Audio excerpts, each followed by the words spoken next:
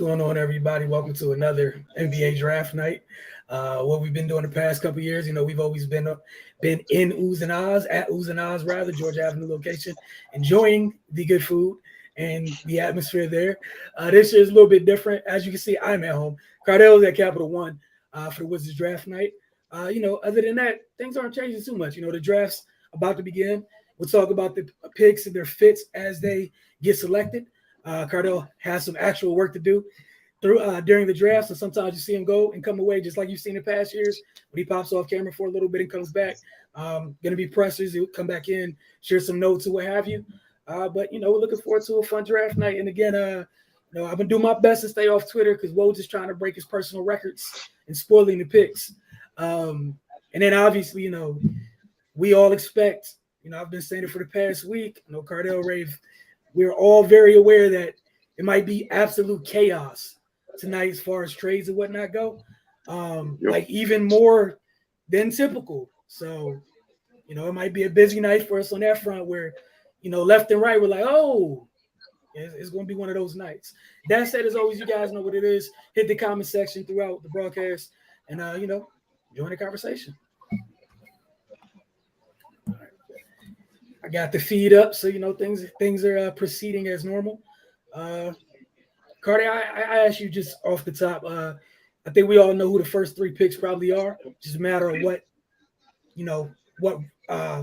where they fall. Who do you feel is the best fit for each of the three top picks?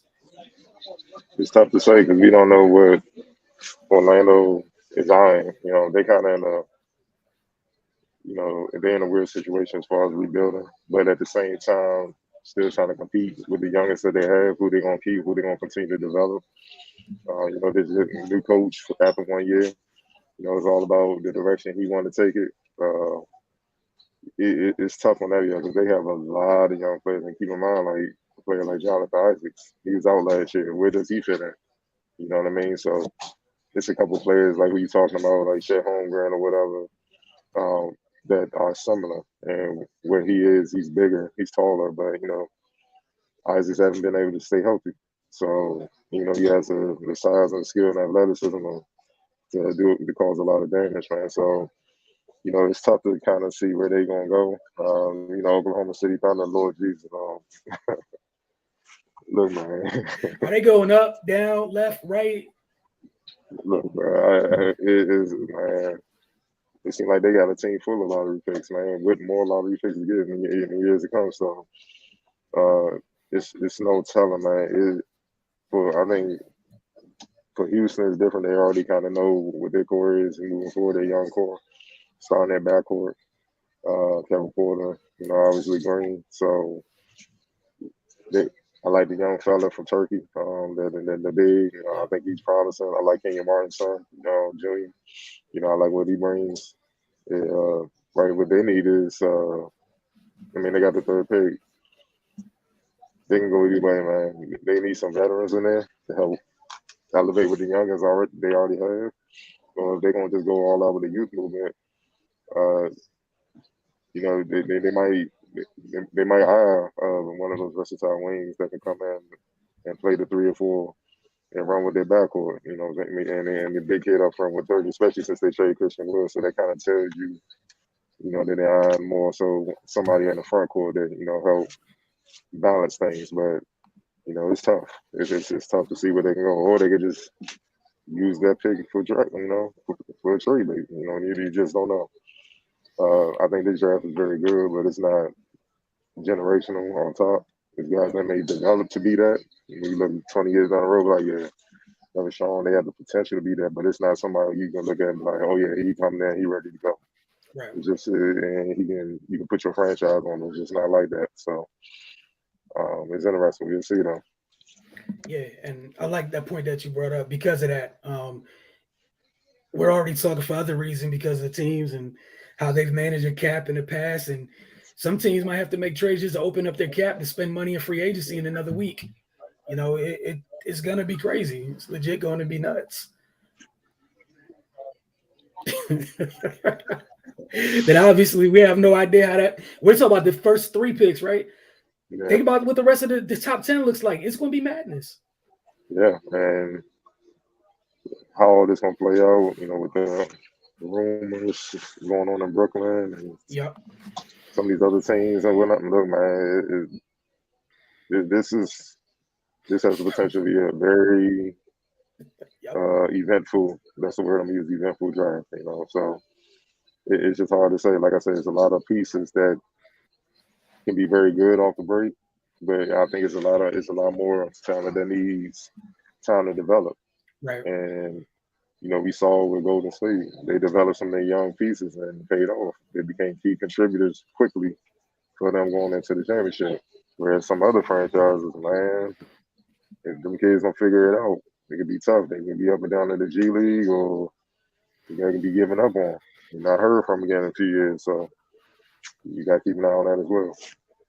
Yeah, and that's the other part about it. Like you said, talking about some of these kids, it's going to magnify the fit and where they land. Mm-hmm. Because it's as we've learned this year, and most of us have known this, been screaming this for a while, but a nice reminder: where they land matters. Organization matters. It really does. And again, what you have going around with some of these veteran players, there's in terms of free agency, there's not a bunch of big names. But if you go into the other free agency, aka guys on expiring deals, the sign and trade market, booming right now. So again, what would you like? This is the thing for some teams. What would you rather have? Your assets and in some organizations, some can be real with themselves. Go get somebody ready-made and proven, and try to skip the steps you continue to fail at, or continue, spinning your wheels in circles. There's some players out here you might have opportunity to go get. Might cost you some assets. I mean, some people haven't done well with the assets thus far over the last 15, 20 years anyways. Some people might jump out there and really throw stuff around. We saw a couple pre-draft trades, with Portland, with Jeremy Grant. But again, the noise today coming out of Brooklyn, man, potentially what happened. I don't know how many people might be available coming out of there. Exactly. And a couple of, and you say all the time, some people when they move, the league doesn't really feel it. Some people when they move, everybody knows. Yeah. There's a name that's being mentioned, and you go ahead. And he's one of them. With the rumor guy from Brooklyn, he's definitely one of them. But it's for more reasons than one. Obviously, he's a great talent. So if he go to the right team, if he moves, let's say he does get moved, he go to the right team. It'll shake up the league, but at the same time, it can shake up the league and then reverse option, the opposite version, because is he gonna be on BS? Is he gonna play? You know what I'm saying? Like, it's just, can he be counted on? And that can jack up your team, because if you're going to get him, they're gonna get your team. Your team gonna have to be. Oh yeah, it's gonna be very, very top heavy. So you're gonna feel it. That cost's gonna hit.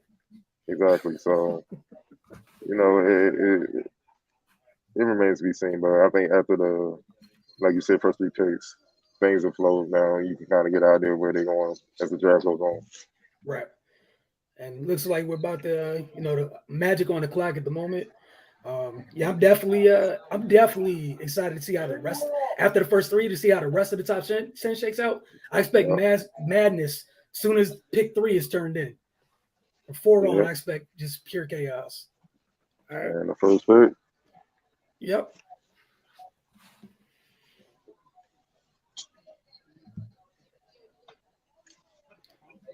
All right, Paolo's off the board to Orlando.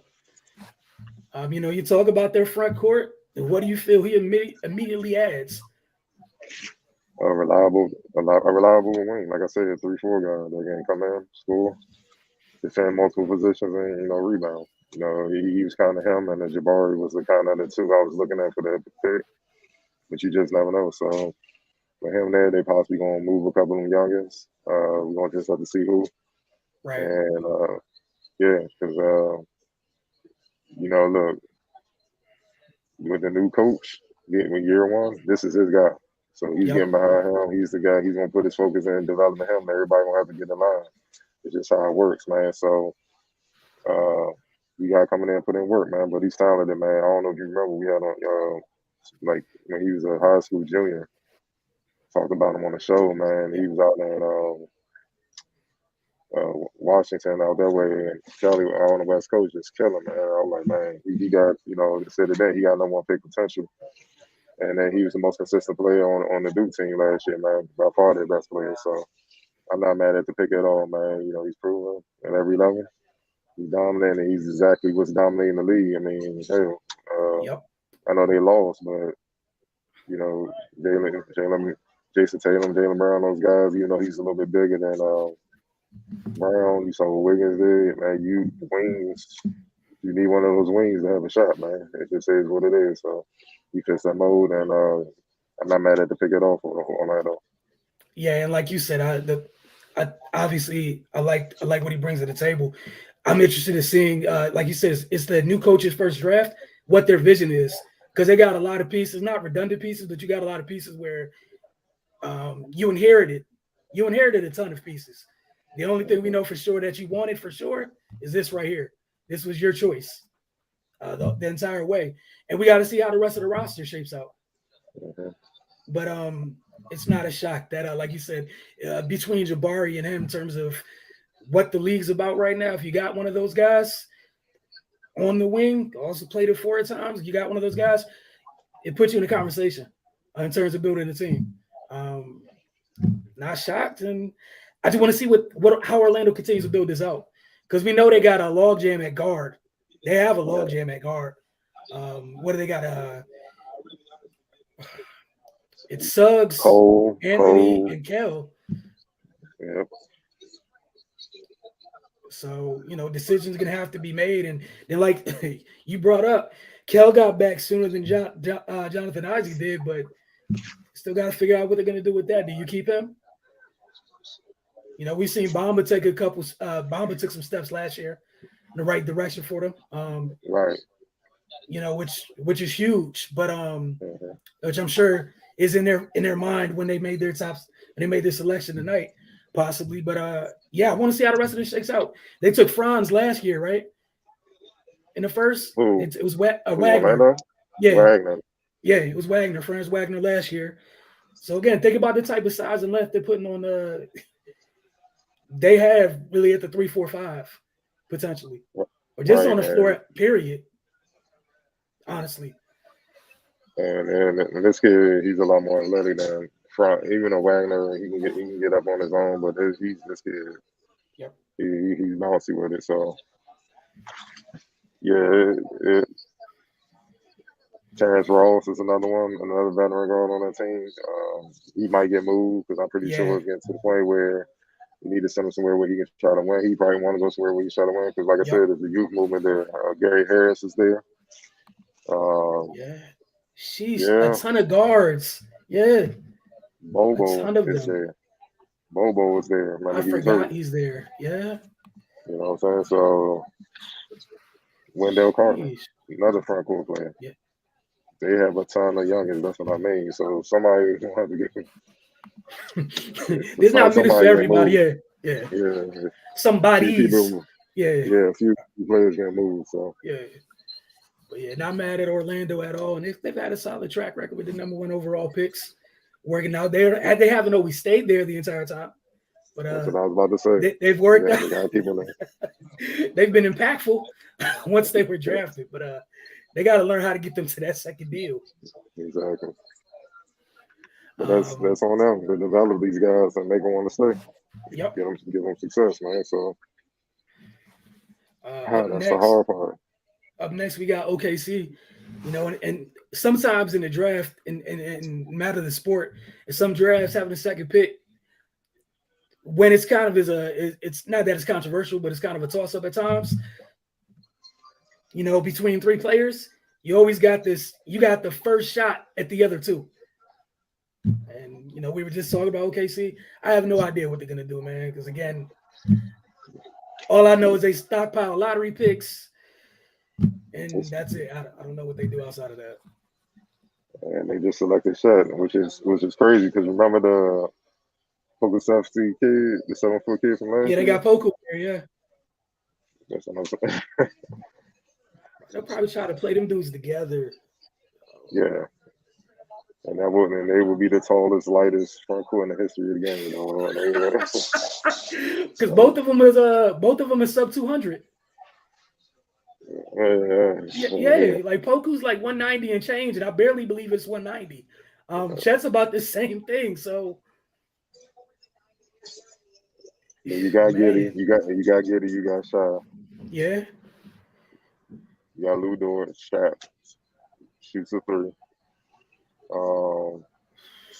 I like the minutes Jeremiah Robinson Earl gave him last year. He's very solid.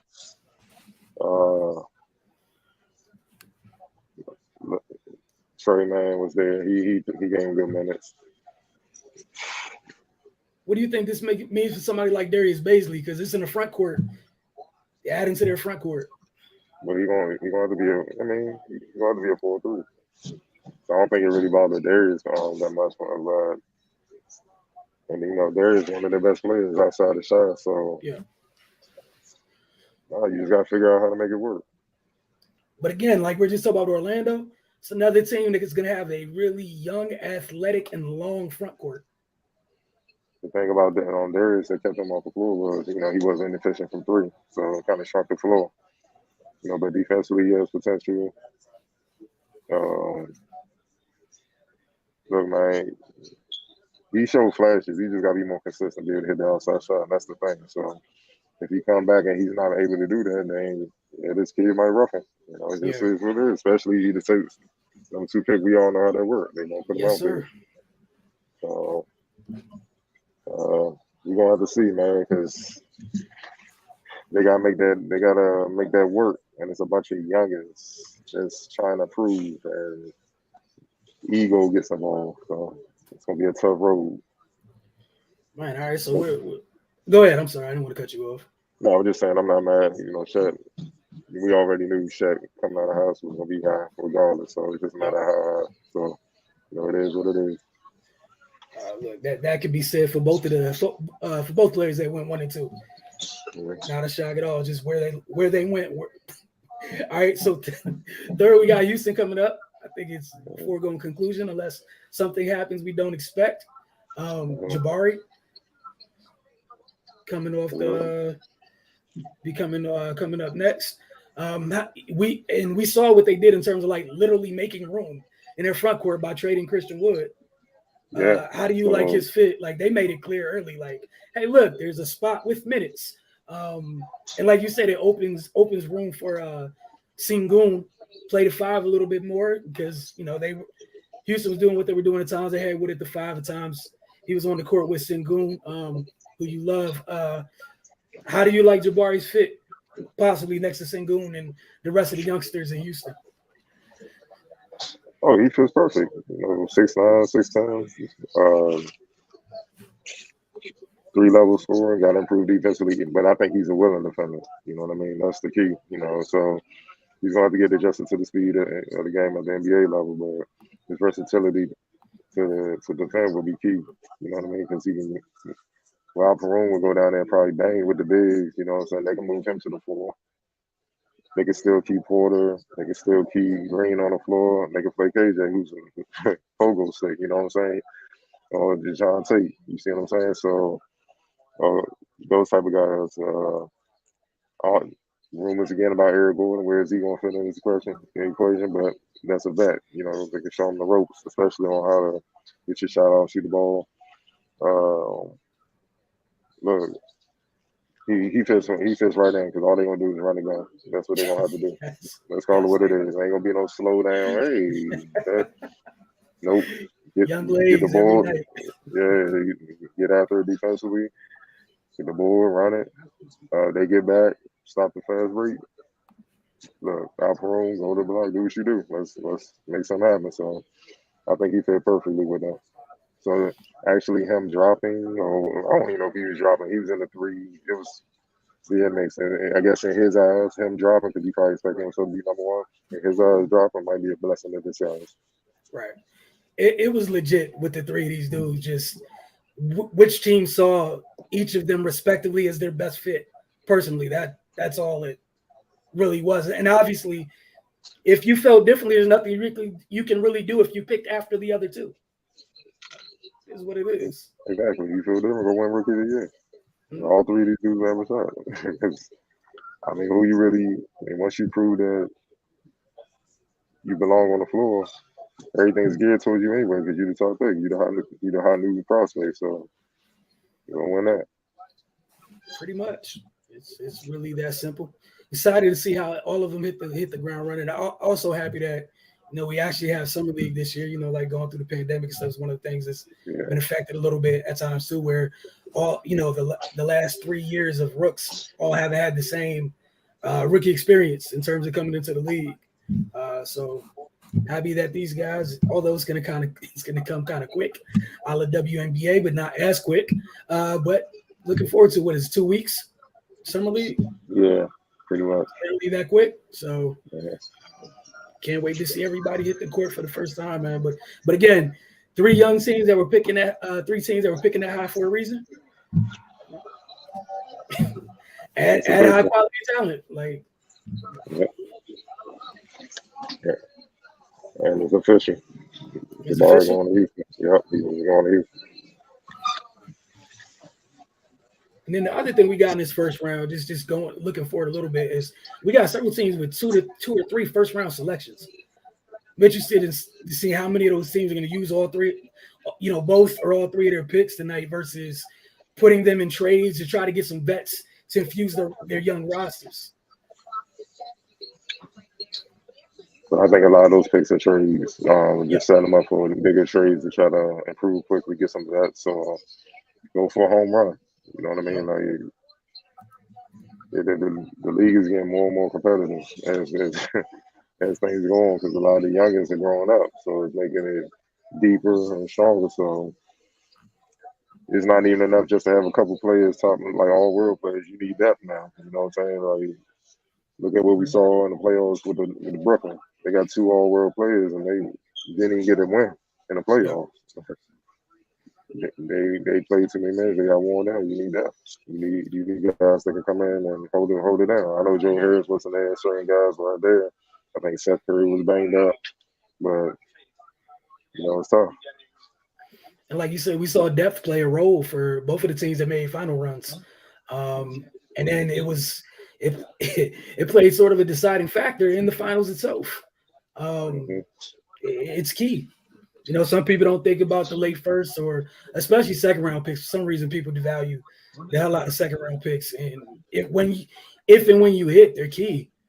They're huge for your team. Yeah, the teams that's usually always in the lottery. The winning teams don't do that. So, those they got one that's been a thorn in their side since they passed on them, and that's Draymond. Yeah, he's a poster child of that. So, but you got a back-to-back MVP that was the second round. I'm trying to find one. Yep, Man, I'm trying to. I'm one of these other teams. I'm trying to find a Joe Gidget Draymond. They help you win.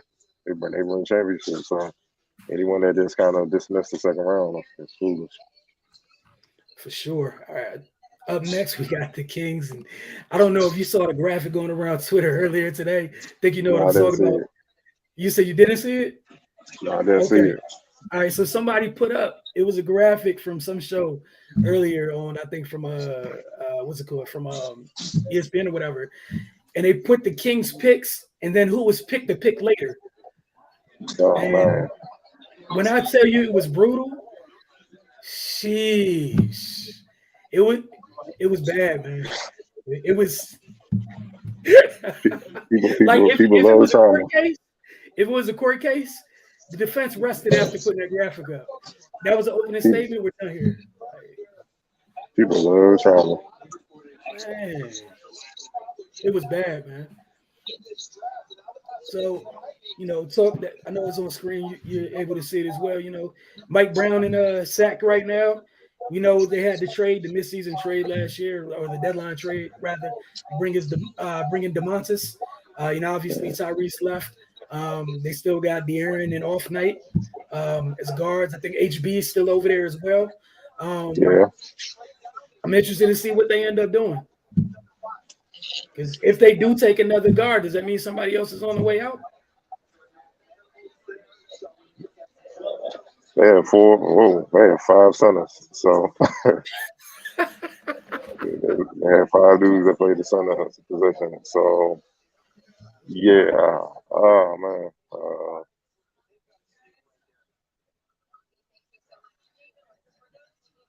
yeah, it's tough for them, especially with Mike Brown coming in. So I don't know.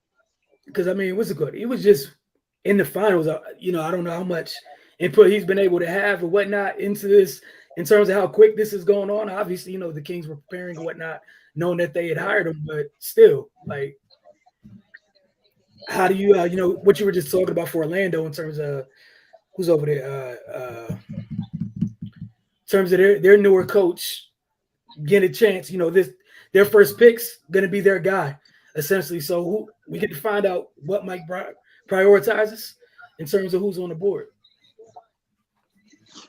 I went with Keegan Murray, the Kings. You said they went with Keegan Murray? Yep. All right.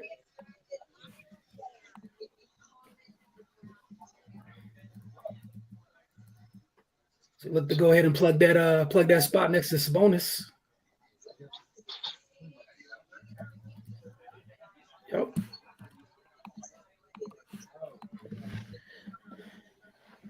So they invested on the perimeter.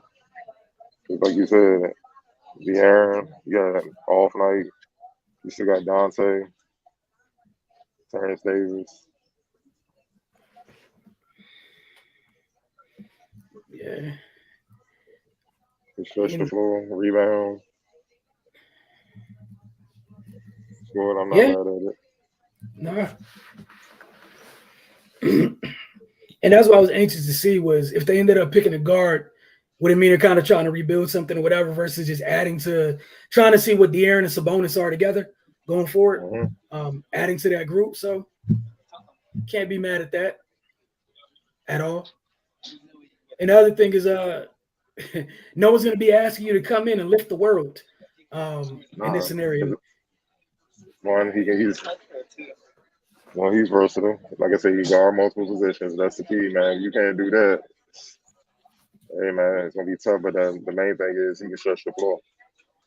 So when you got a speed demon like De'Aaron pushing the rock and off like can push the rock, both of those guys can push the rock. You need somebody that can spot up and also keep doubles off Sabonis. Yep. So the floor won't shrink, even though he's still going to get his regardless, but it makes it easier, especially when the doubles eventually comes. Kick out, easy work. So, you know, I like it, man. You know, I definitely like it. He fits well. But new regime in town, isn't it? Yeah, man. What's funny is how about that? Maybe one of the happiest people in Sacramento when Mike Brown got hired, Harrison Barnes. You know, on stable ground in terms of Mike Brown coming in. But again, like I like the fit. I like the fit. We talked all postseason how important it is to have people that can defend. Kid can do that. Kid can hit the glass, like you said. This is one of the picks I was most interested in coming up. I want to see since Troy Weaver's been hired, I want to see, you know, we saw them take Cade obviously last year. Want to see what they do because the luxury that you had in taking Cade last year was you can draft somebody to play next to him on either side, whether it's him technically at the 2 and you draft the 1, or him at the 1 and get you someone to put at the 3 maybe and slides to deep down. Who knows what you want to do? But you know they did make room in terms of Jeremy Grant not being there. Feel like that signs that maybe shows something to the front court, or was that just a move and move that was just to be made? But I'm interested to see what they're doing because it's been fun watching Weaver work. And keep in mind they still got Bagley, right? Yeah, and Sadiq, and they got Isaiah Stewart inside, so you might be eyeing another guard or offer guard. Or Weaver, you know, he ain't afraid. He might take the best available talent. You know, right? He's not conventional at all. So, and like you said, not being conventional. Yeah, I have no idea what this man might do here. Look, I wouldn't be surprised if it's Ivy. It's another guard to take the pressure off Cade so he can get buckets. Mm-hmm. At times, he can play off the ball. Even though you want the ball in his hands or whatnot, at times, be in that Luka role. And we also saw Beluga, and you ain't got another ball handler. Wears you down because I don't think they. I don't mean to put them out there. I'm not sure if they sold on. Killian Hayes. Yeah. Yeah. They got Saban Lee, Vanderbilt. I'm not sure they sold on Killian Hayes. Man. I agree. I agree with that sentiment wholeheartedly. I definitely wouldn't be shocked if it's Ivy. Again, and they're another team with multiple picks this evening. But man, all right. So look, we're about to make it. So far, we've made it 4 picks with no trades. How about that? For now, it's too early, bro.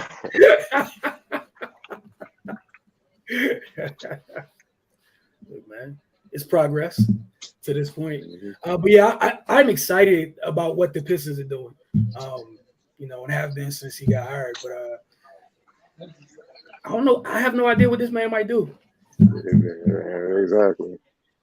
And it's not in a bad way. It's not the bad feeling. It's just like, what's sitting out here that he feel could turn that could swing the pendulum, like accelerate them maybe 1 or 2 more steps because they've hit thus far. You talked about Sadiq, obviously with Cade, Isaiah Stewart, like all these folks have been contributors already. They got Bagley that midseason trade, and he was contributing. And I don't know. I don't know what they're gonna choose to add, man.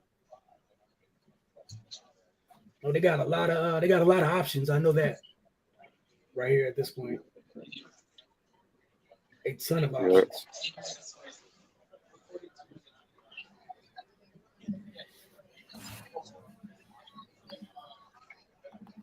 Just a reminder, folks, you guys get in here. Obviously, the picks, if your team hasn't picked yet, let us know what you think. Just hit the comment section. I will happily respond. But we are on the 5th pick, anxiously awaiting to see what the Detroit Pistons do. Cardell, I think you're a little bit ahead of me. So, if you see it, let me know. Jaden Ivey. Jaden Ivey? Yep. How about that? Just stood pat, and there you go. Yep. Look, just take a little pressure off Cade. He ain't always got to create, and he can do that. The other guy that can defend, which Cade isn't the greatest at, they can put him on the top where whoever the most lethal guard is or whatnot. Keep Cade fresh.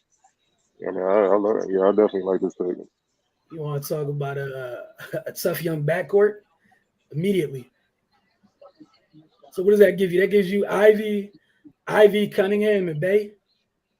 Yep, on the perimeter, and then sheesh.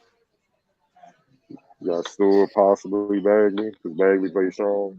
Late in the season, played strong. So yeah, they developing low. Yeah, they developing a tough young man, hungry man. So. And they weren't on last year. So. All right, so that was the 5th pick. Coming up next, we got the Indiana Pacers, who we saw them with the trade they made last year. There's noise around them about, folks on their team being on the move or being available, what have you.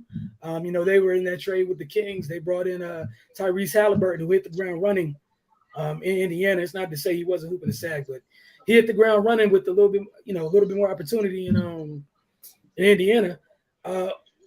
Where do you think they go?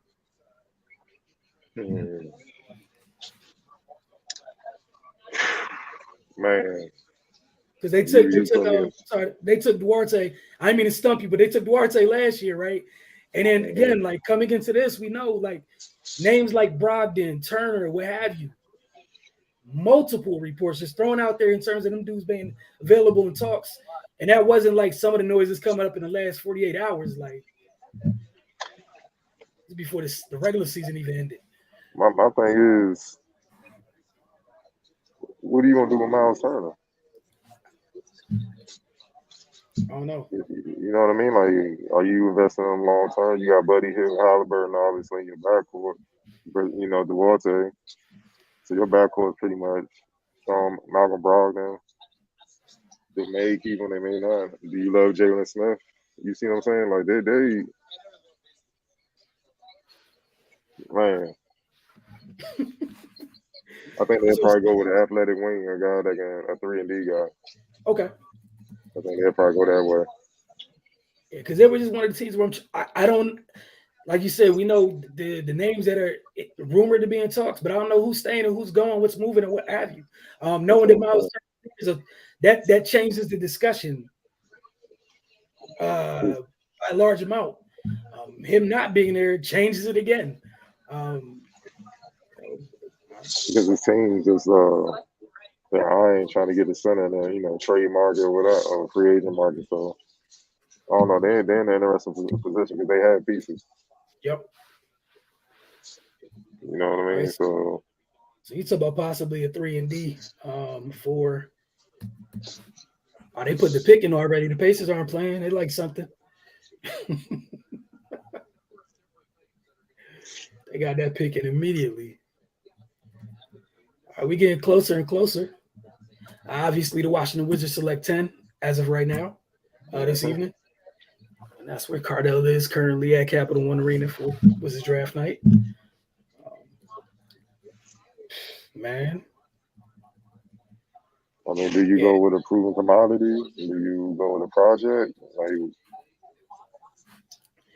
But you want to know what we're saying in terms of trying to question where they're going? The pick might give us a good idea. Or maybe they're picking for someone else. This is also very true. This might be something that's attached to someone who's exiting later this evening. But yeah, like this little run of teams coming up next, I don't know. I don't know what to expect. All right, again, we got the Pacers on the clock right now, 6. Their pick is in. They're followed by the Trailblazers, Pelicans, Spurs, and then obviously the Washington Wizards picking at 10. Yeah, kid from Arizona, Benedict Mathurin. Okay. That's what I mean by athletic, 3-and-D type guy. You called it. Somebody you definitely could play next to a pair of those guards, if not with. Yep.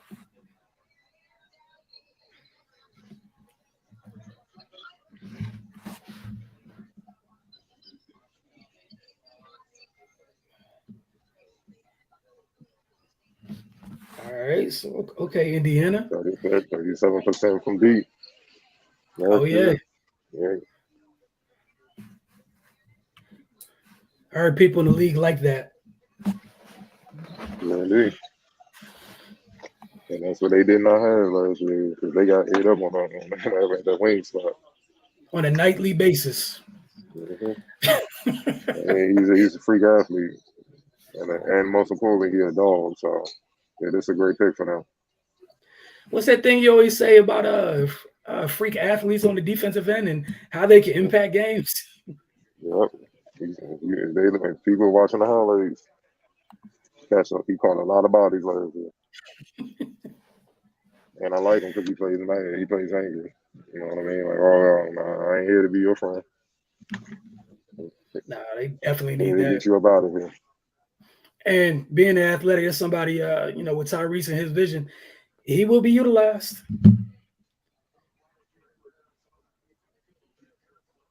Oh, yeah.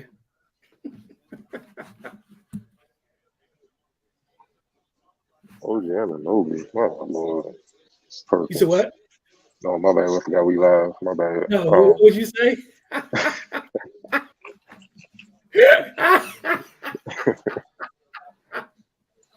Y'all didn't hear that, but yeah. All right. So the Pacers just took Benedict Mathurin. Mathurin, I'm sorry if I pronounced it wrong. Like Cardell said, 3D wing. All right. The Trailblazers made the trade recently to acquire one Jeremy Grant. Have no idea what they're doing, what they plan on doing, or what they're looking at. What's going on, Jovan? Appreciate you joining us. We said he's laughing at Perks comps already. That's what I talked about. Yeah, he heard me. Hey, look, Jovan, I got it. I have it turned down in my ears a little bit so I can hear Cardell. It looks like I did the right thing that I turned it down a little bit. Yeah. So that's who's giving out the comps tonight is Perk? Yeah. All right, then yeah, I did right. Like I have it on. It's really low. Yeah, you need to just mute it. Just tune in. All right, cool pick. All right, cool. But no, I love the pick, man. I love what he y'all can bring some. And like I said, I like that he a dog, man. I watched him a few times last year throughout the season, and he brought it every game. He brought our game highly. He's definitely look. I know he ain't go there, but he would fit right in with the Memphis Grizzlies. How that mentality, how all them youngins roll. That's how he rolled. Oh, the Pelicans need that bad. So yeah. Not the Pelicans. I'm sorry, the Pacers. Pacers, yeah. That's very bad. Sorry. And anybody can use it, obviously, but yeah, very bad. So I wouldn't be shocked to see him day one, like whoever the top guy on the opposing team, be hopping on him and actually going at him like I can lock him up. You know what I'm saying? So it's gonna be fun. All right, folks. Go ahead. As for Portland, my thing is with them. Are they picking for somebody else to try to get Dame some help? You feel what I'm saying? And then that's what I'm weighing. Because if they just trying to go as is, they need size. I mean, you got Nurkic, but after that, they small. Watford 6'9", but he a Wayne, Gray Brown, Wayne 6'9". Those are the two next biggest players on their roster. They need size in a hurry. You got Anthony Simons. Obviously, you got Dame coming back.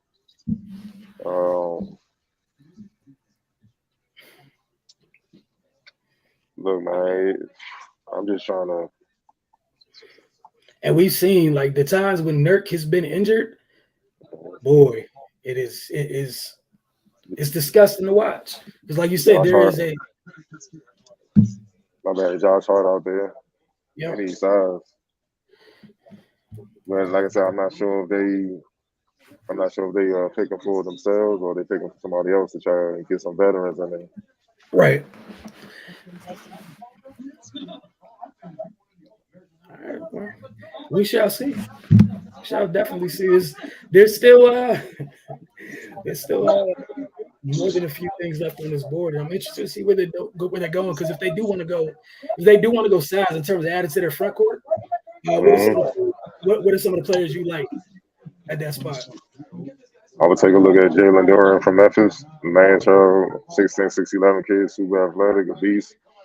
Still has to, get better in certain situations defensively, depending on the pick and roll, hedging out, being able to get back to your man, closing out 3-point shoots. Because Embiid and those guys, they Giannis, all those guys, Jokic, they spot up from 3 in the heartbeat. So you got to be able to run out there and recover, but still move your feet, cut them off and get to the basket. Is it easy to do? No, but that's the job. You about to see. Oh, okay, yeah, the pick is in. Well, Shaedon Sharpe from Kentucky. So that's where he went, Shaedon Sharpe? Okay. Yeah. He didn't play last year, but super talented. But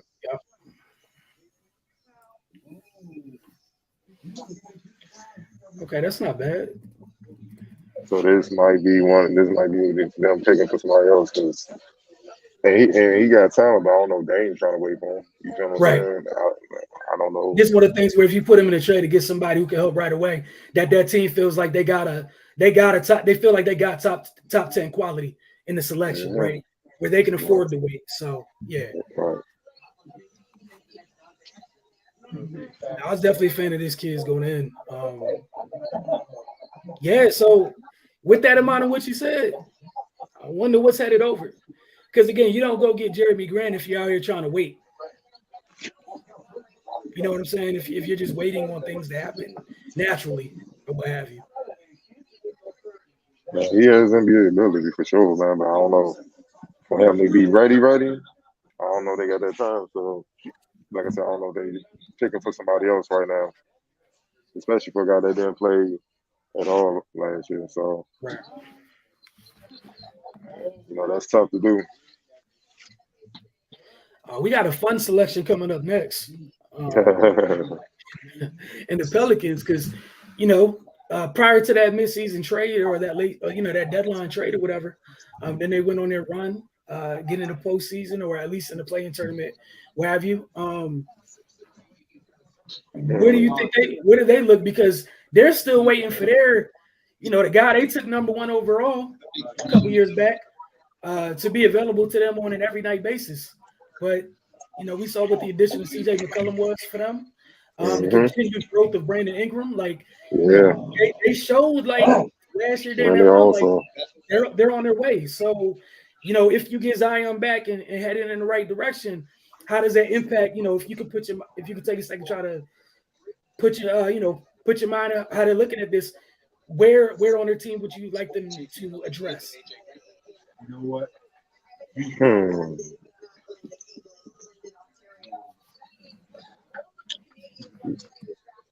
And you drafted the kid from Alabama last year, Kyle Lewis. Yeah. So you took Kyron. You had Herb Jones last year, right? You had Herb, Kyron, Jose. Yeah. Grand Theft. Yeah, Najee Marshall, local kid. What's it called? The Virginia kids there too, right? Trey Murphy. Yep. Yeah. So do you just go kind of like best player available and just add it to your depth and keep it moving? Yeah, you probably just gonna need somebody that can come in and contribute right away. Because they're one of the rare teams in the top 10 that's kind of like, for sure heading in the right direction. Not kind of, sort of, but for sure. Again, coming off some postseason success. And then with Zion coming, well, hopefully he's coming back. You don't really need with Valanciunas, you don't really need a front court. So yeah, I would just take who I feel is the best available talent. Yeah, because you still, even behind JV, you still got Jackson Hayes behind JV. Yep. So they don't have many needs. It's just about continuing to grow and develop. Mm-hmm.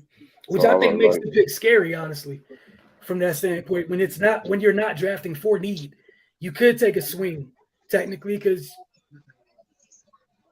you're not one of the people picking this out where, hey, we need you to contribute immediately. But are you confident in their organization to develop a young player? This is true as well. That's why, might need somebody that got a few years in college, they already know how to work and come in and handle their business. Because I don't know if I trust this organization with the youngin. Right. Especially with the amount of talent, the young talent that they already have. That youngin get lost in the shuffle. Yeah, and honestly, like you said, some of the young talent, folks are excited about. That was imported. Talking about like BI, just being completely honest, like you said, to your point. You don't can't get too much credit for that one there. The needle was pointing up. However, he's still going. He's still doing what needs to be done. But I don't know where to go, man. Like Devontae Graham, he went from a starter. Even be honest, you know what I'm saying. So he barely played. Herbert Jones shows signs. Mm-hmm. You know what I mean? But yeah. Like you said, that's the thing. The elephant in the room for them is their number 1 pick. If you can get him back on the court, only helps.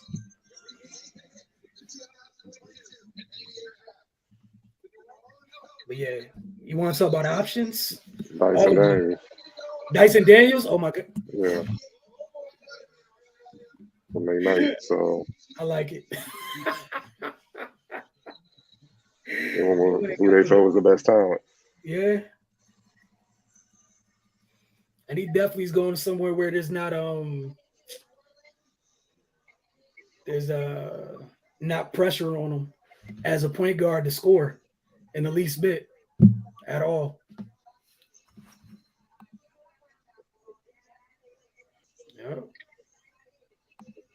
Yeah, I like that pick a lot. Going with the type of size and length that they have on that roster already. Mm-hmm. Versatility never hurt anybody, especially on the defensive end.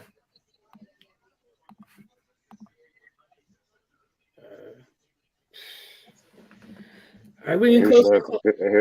strength is defense.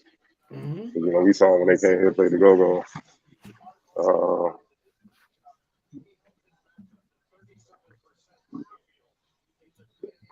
He just won't have to get minutes or whatnot. That's the only thing. He just want to fight to get minutes, but I think what's going to get him on the floor is the defense initially. Then he'll be able to earn some trust with Willie Green and showcase everything he can do offensively. And he has some good guys to learn from, the Ingrams and CJ McCollum, because I know they're going to be on him from day one.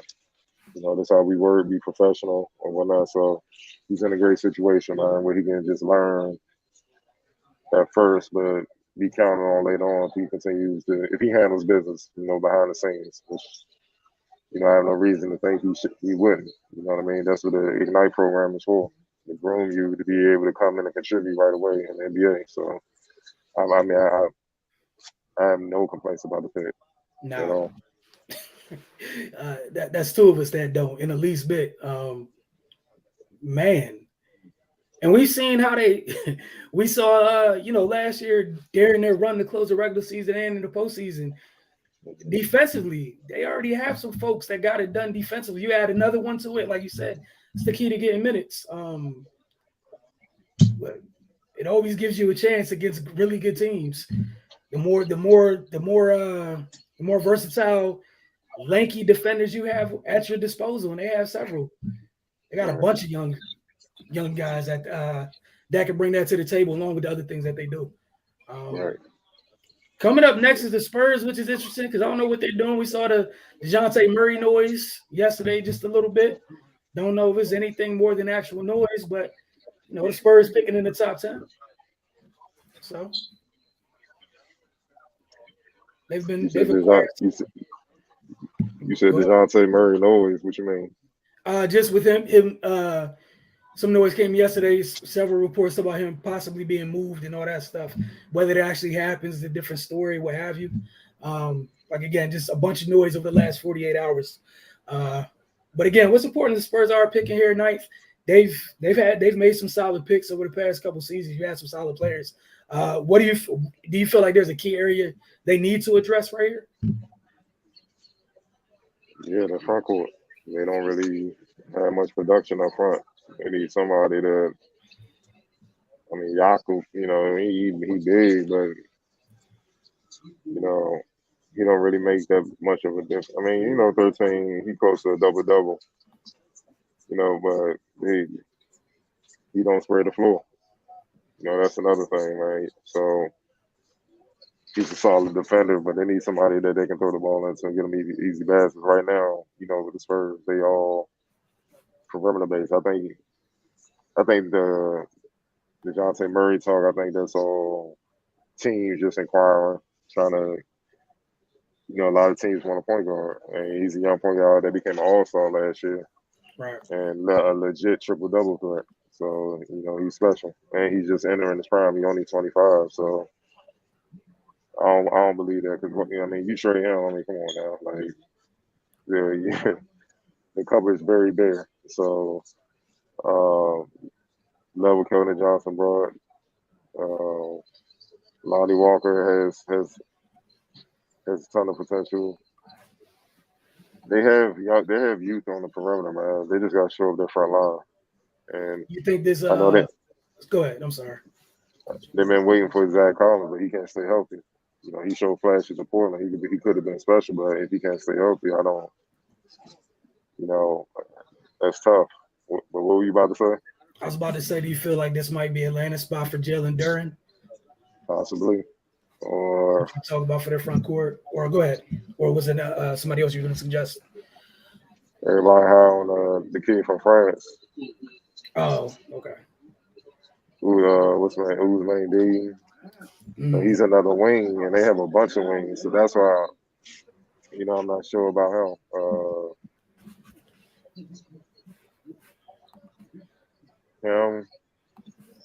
Maybe they go with what's my man name? They might take a look at the kid from Duke. Mark Williams. Yeah, they might take a look at the.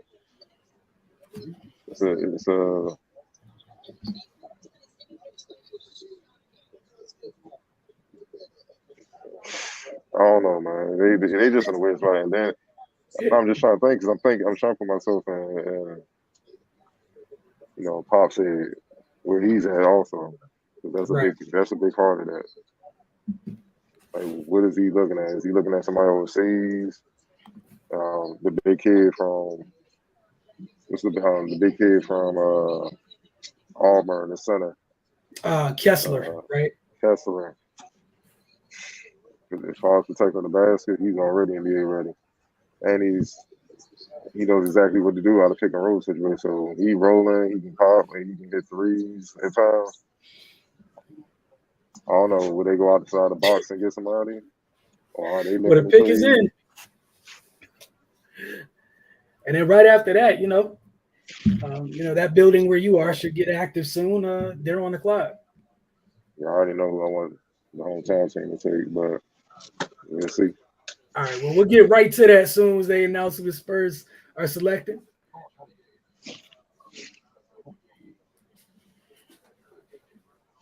All right.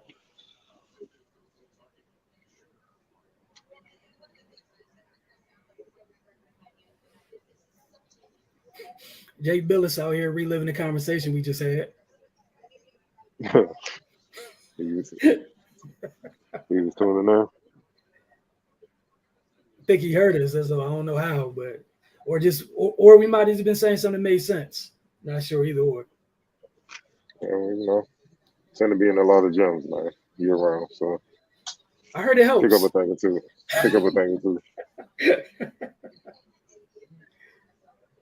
All right. I'm doing my best to stay off Twitter. My goodness.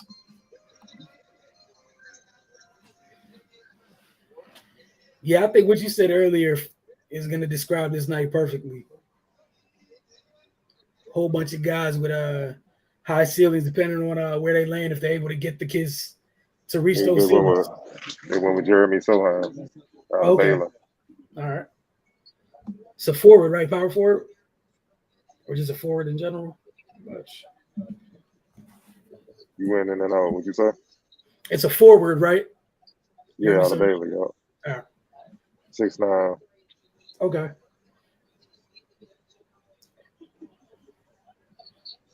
Could be something to play next to your man Jakob.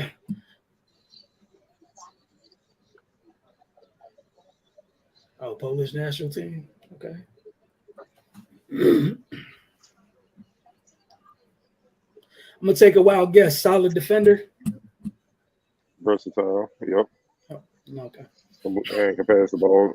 But those are traits that's Pop love. That's how you got to play in the system. They already got their score. You know what I mean? So they don't need nobody coming in. They need somebody coming in that can plug in and get what they do. All right. You mentioned it a little bit. If you had nothing else on Jeremy Sohan, who is it that you would like Washington to select with the 10th overall pick? Johnny Davis out of Wisconsin.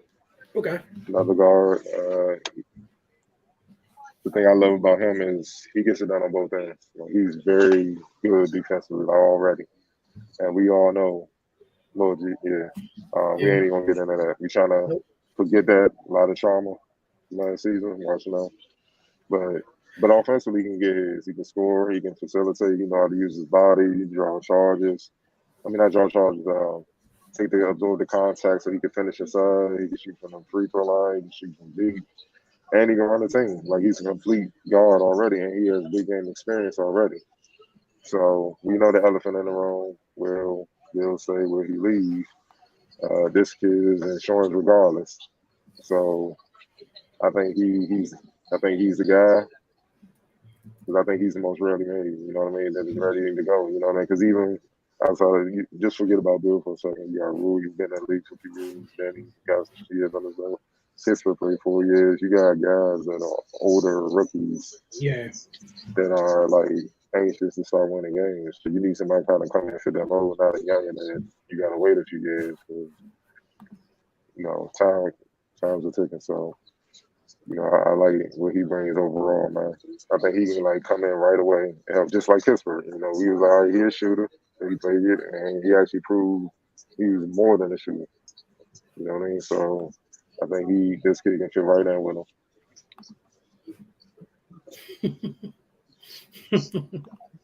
Well, I was flipping tabs. Yeah. I'll wait till it happens officially. I got flip the tab for 2 seconds. it's so funny.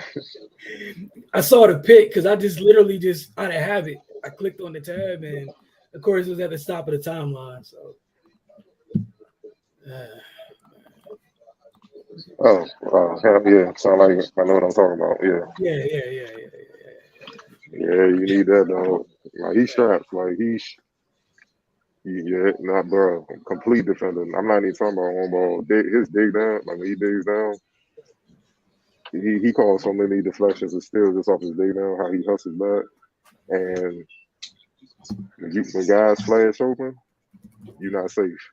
He run you down like a DB in football. Like he's complete. He does it all on that. And then he has good size on him too, right? Yeah. So, but the thing is, when you see somebody going all out defending like that, and you don't, it looks bad. So it's gonna force other guys to have to do it, even though he's a rookie. And I know he's gonna bring that from day one because he's eager to prove. So yeah, I just, I've been high on him since he came to work out. I'm like, he's exactly what they need, man. Exactly.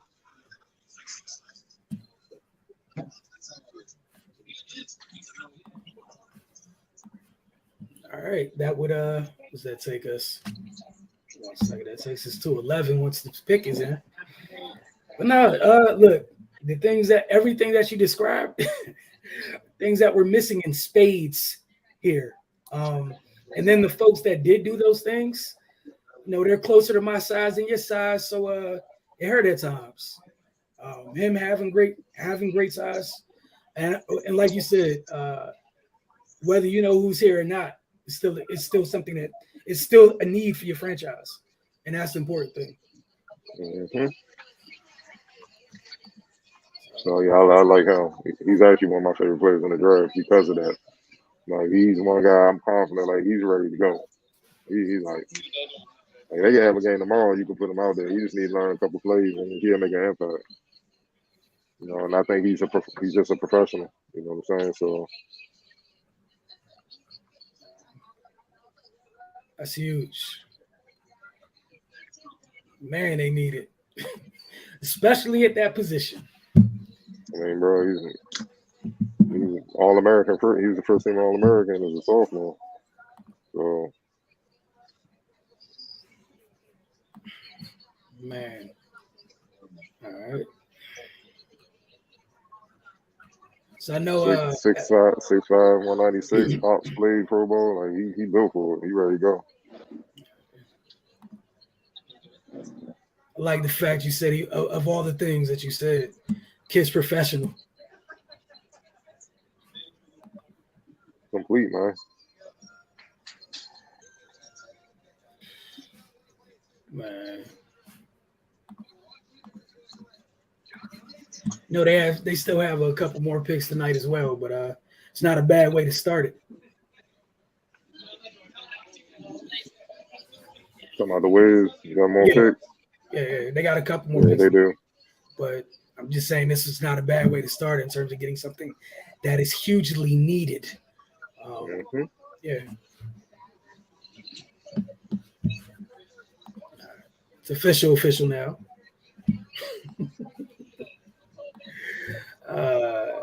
After the Wizards, we got a team I used to care about. The Knicks pick 11. Come on, you still love them. I don't, man. No. Look, man, don't deny it. Hey, look, man. Go ahead and get you a Randall jersey. Call it a day. You might not even be a Knick by the end of the night. That is true. That is true. I'm lying about that. But nah, again, like I'm not mad at the pick at all. Again, things that they needed.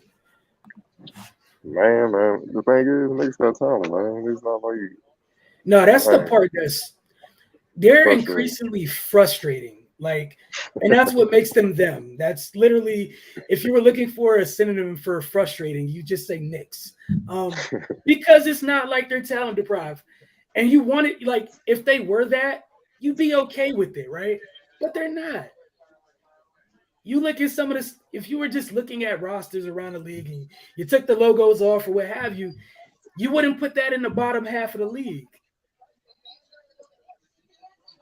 It's certainly not at the top, but you wouldn't put it at the bottom half of the league. So what are you doing being who you are and where you are? I'm The interested thing to is, see what they do just to you show gotta us get who's a big. here anymore. Yeah. Mitchell Robinson, I think, is an unrestricted free agent. Mhm. Well, I just know he's a free agent. He might be ready to go. And so your other options is Taj Gibson, who's at the end of his career, and Nerlens Noel. You Yeah, know, so you need so a big. Jalen Durant. And like you said, Randall might be on. You know, you just don't know what happened to him. So Jalen Durant. You know, you got Jericho Sims, but I think he's more of a fool. I think he's crazy athletic, but I think he's too raw.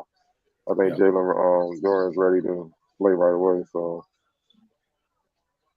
yeah, man. And y'all need a point guard, but it's easy to find point guard than quality bigs. Yes, it is, especially in today's league.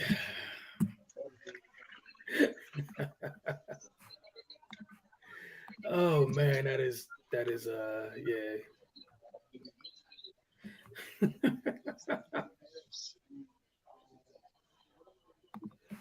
Oh man.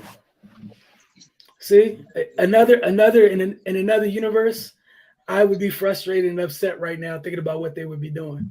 This current universe, looking at who's picking 12th. What? No, I said in another universe, I'd be concerned about what the Knicks were about to be doing. In this current one, I'm not. OKC takes their second first round pick of the night. Shocker. Next. Need a But yeah, playmaker and need a lot. yes, they do. They can also All right, stand to offload some things. all right, I'm about to step away. So All right. gotta get this person. I'll be right back. Yes, sir. Can't wait to see what Ivy had to say. I'm gonna mute your mic for you while you go.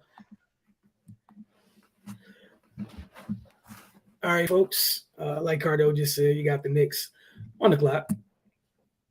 We're waiting to see who their selection is.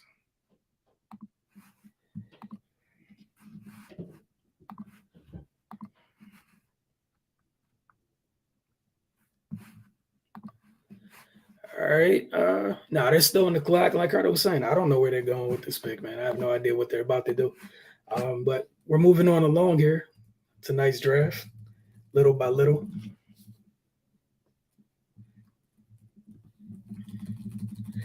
And again, to this point, again, everyone was predicting a ton of trades, myself included. Nothing as of yet. That said, we still got a long way to go tonight. So we'll see where this actually, what it looks like, even by the time we get to the second round, honestly. But again, the pick is in for the Knicks. Forward to seeing who they select. All right. 1 second.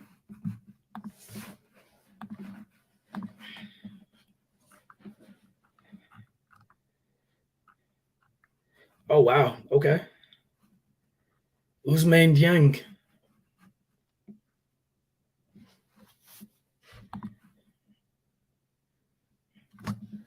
All right, Ousmane Dieng. Cardell was talking about him a little earlier. They go forward. It's adding a big, but wasn't expecting his name to pop up at that moment. But excuse me, has some size. Obviously, get a little bit stronger as he continues to play here. But 6'10" forward. Not mad at it in the least bit. Interested to see what else happens with the Knicks this evening. But hey, man. See what Cardell has to say about this pick when he returns again. He left Want to go check out the presser with Johnny Davis again. He's in Capital One for Wizards draft night. All right, hold on. Think we just got a trade. Let's write this down in case.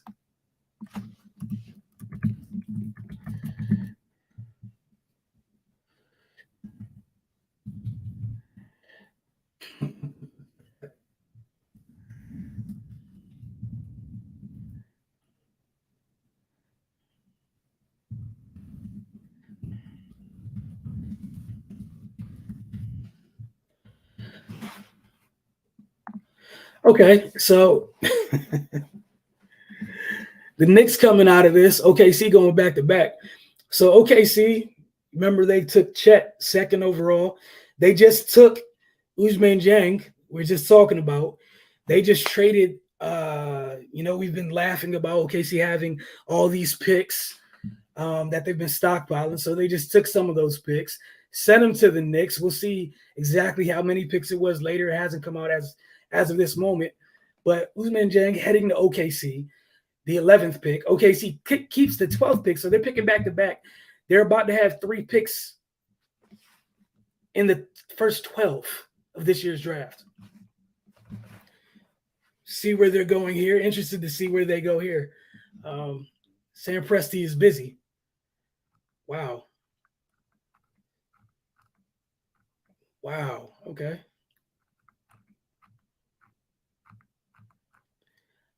Did not see that happening that quick. Just talking about no trades, right? I guess Sam Presti heard us.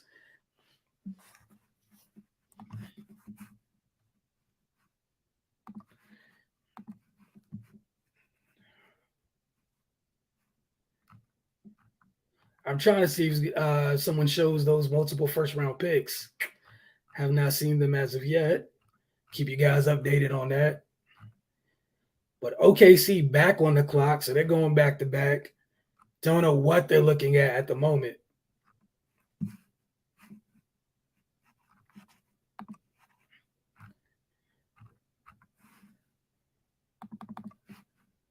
Oh, man.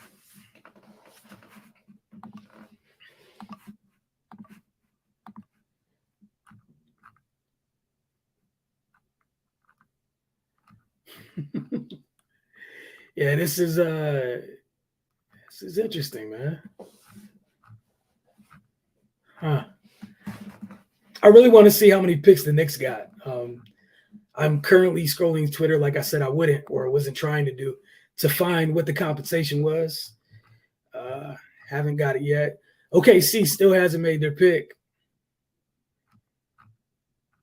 That's crazy. So they acquired the 11th pick, right? And then kept the 12th. You have that many assets, OKC. And I mean, we all know the answer, but still, I guess that's the luxury in having them, right? You got to use them at some point.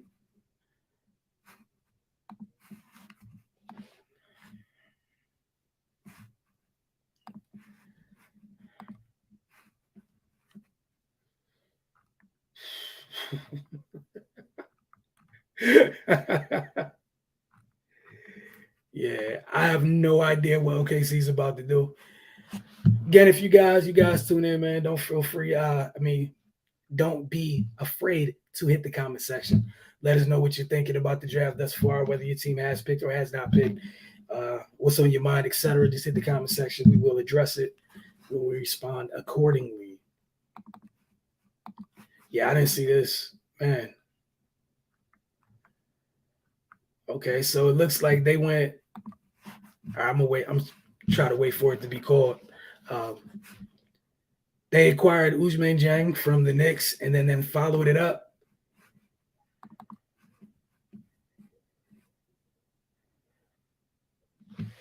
Yeah, they followed up with Santa Clara's Jalen Williams, who I like. I know my guy Mike Sykes liked him a lot as well. But man, OKC gonna be up there making a run for one of the longest teams in the league, wingspan and height.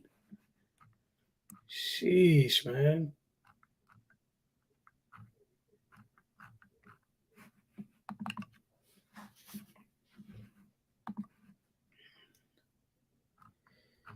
It's crazy.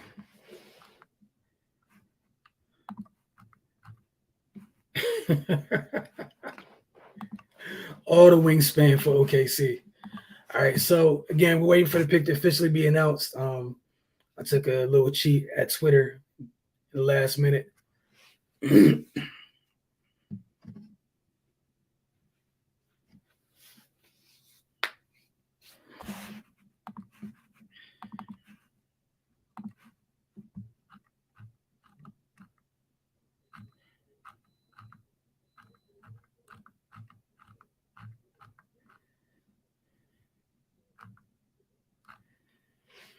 Oh yeah, this is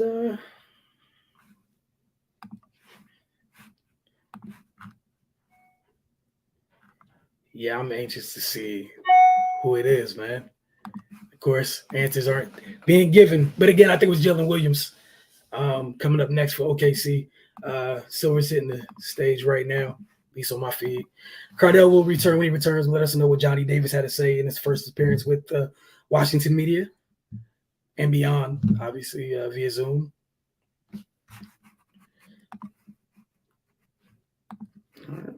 Oh.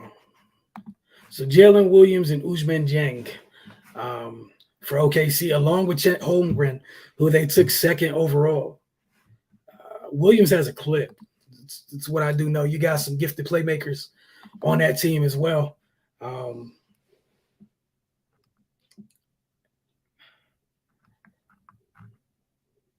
Wow. Okay. That's tough, man.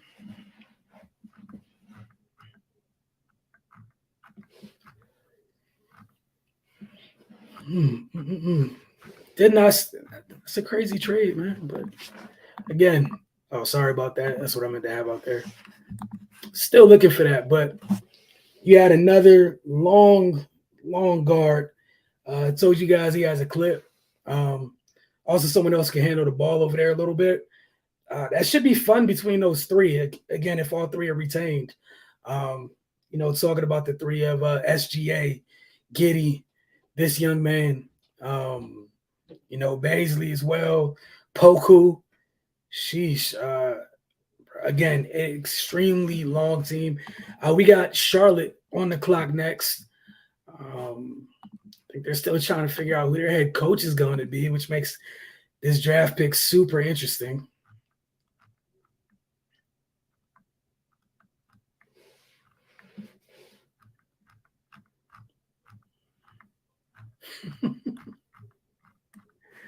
Oh, man. All right. So, again, Charlotte's up next. Think about things that Charlotte may need. I know the first thing that comes to mind, a center. They need one bad.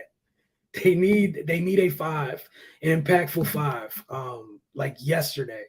I don't know who. I think Jalen Duren's still on the board. He hasn't been taken yet. Or if they go Mark Williams, or maybe they surprise us and select the wing, and maybe they move somebody who's currently on their roster. Not sure. But that's the first thing to come to mind when I'm thinking about Charlotte. Immediately, they need an impact player at the five.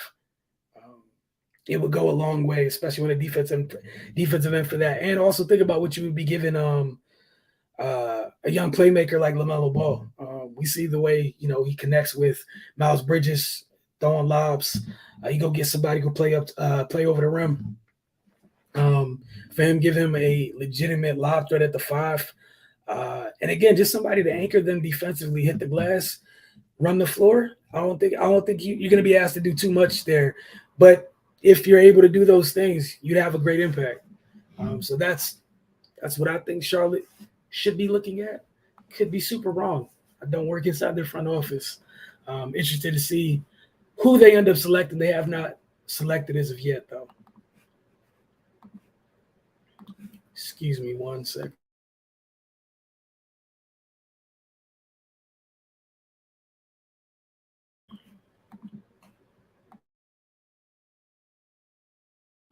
All right, Charlotte still on the clock at 13. They have not submitted their pick at this moment. Try not to.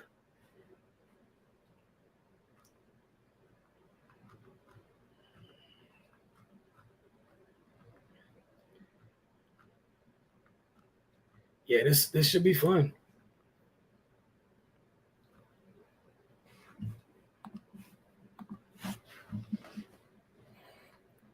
Duran, again, either Duran or Williams going to play with LaMelo Ball would be lovely for yourself as a big. It's not going to be hard for you, man. The man will find you.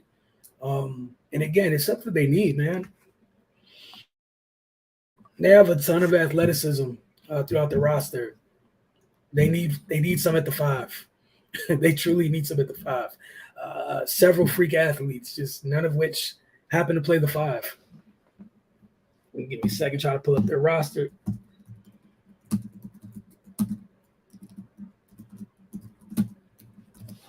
But man, and they're still trying to figure out the thing with the coach. Yeah, Kenny Atkinson kind of go back on him agreeing to becoming their coach. So they're still out here looking. But yeah, right now, like you had Trez at center last year at times. You got midseason trade. Plumlee, Nick Richards. Again, you needed an impact player at the 5. You got PJ Washington, he's a 4. JT Thor, 4. Jalen McDaniels, 3/4. Kai Jones, you took last year, but again, 4. Go get you a 5, man. You need one bad, but again, it's not up to me. I'm gonna keep harping on it. Maybe if I speak it into existence, that is what they'll end up doing, man. But we'll see.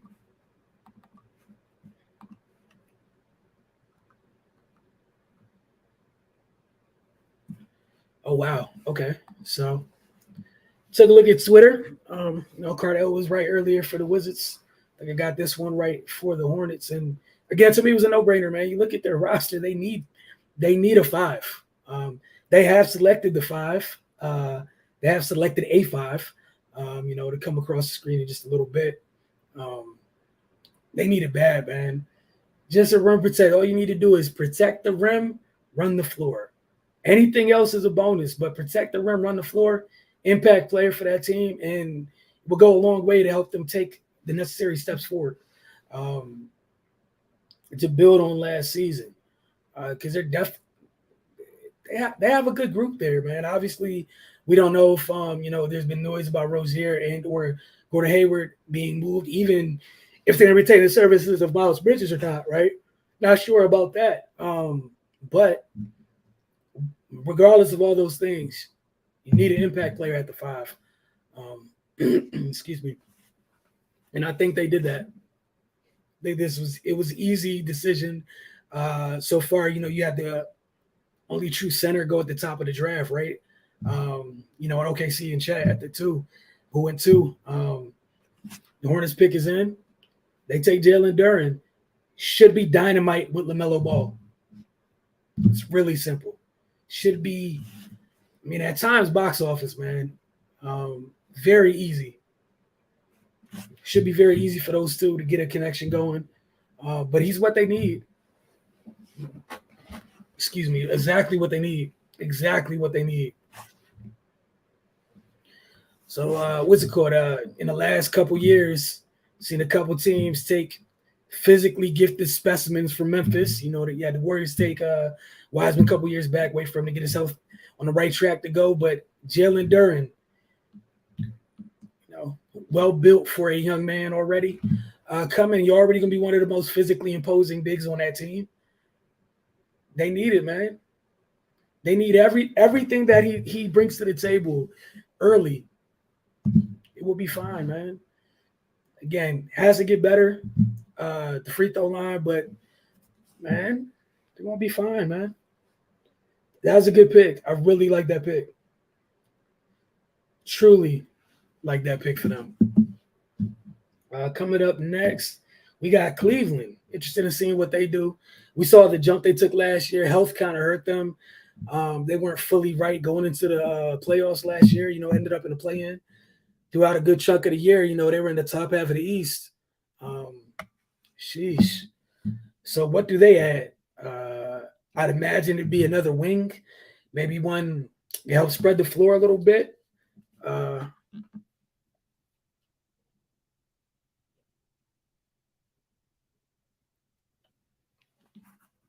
right, so Cavs on the clock. We said, man, they took a good step. They get Colin Sexton coming back this season. We saw Okoro continue this trend in the right direction. But what made them special was that three-headed monster, their 7-foot front court.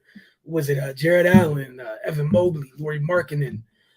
If you're able to get somebody else on the wing, maybe you can do something where Lauri's able to come off the bench. I don't know if that's something you want to do or not, or just gives you added depth for when you do have lineups where it's not the three bigs, where the 3-footers aren't on the court together. But yeah, man, somebody can shoot the three and defend would definitely help for them. Honestly.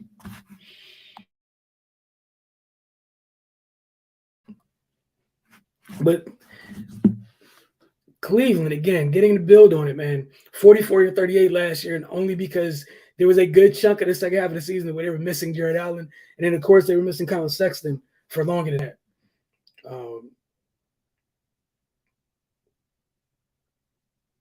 Oh, wow. Okay.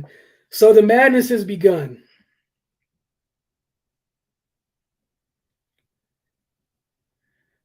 Yeah. The madness has begun rather quickly.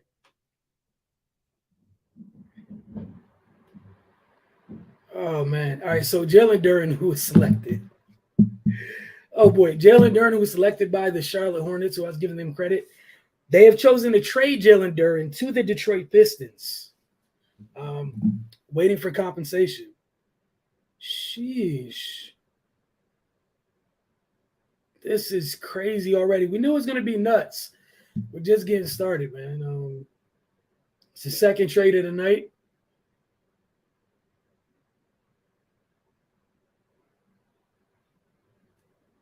Okay. So there's several things going on at the same time right now. Sheesh.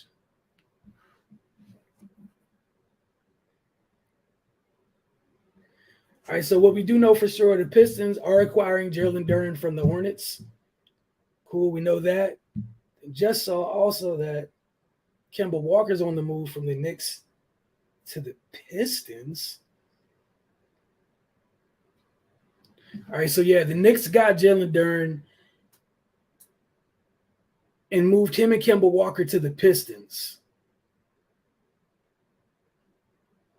Sheesh. All right, so we finally got the trade. Took a while, but we're finally here. It's going to be so much easier tomorrow to just look at these things once they're written out and complete. But Charlotte Hornets took Jalen Duren at 13. Well, actually, before that, you had OKC make a trade with the Knicks. So OKC could take Ousmane Dieng at 11. Then they retained their 12th pick. Cool, no issue there. That's fine. Next thing that happened, you get the Charlotte Hornets who take Jalen Duren at 13. They ship him to New York. New York shipping him along with Kemba Walker to Detroit. That's where we are at this point. Man, when somebody gets a graphic together, I would happily put this thing in there.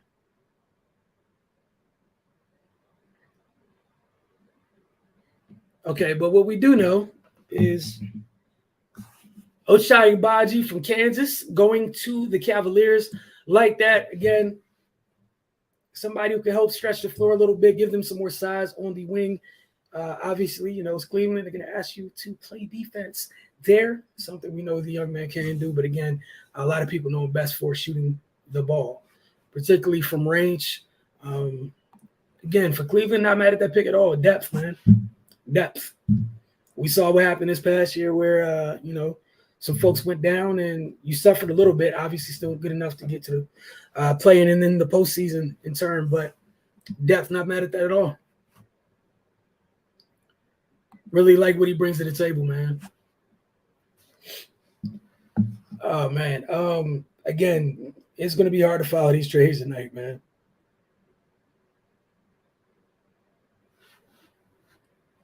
Very, very hard to follow these. And we still didn't get the compensation for this either.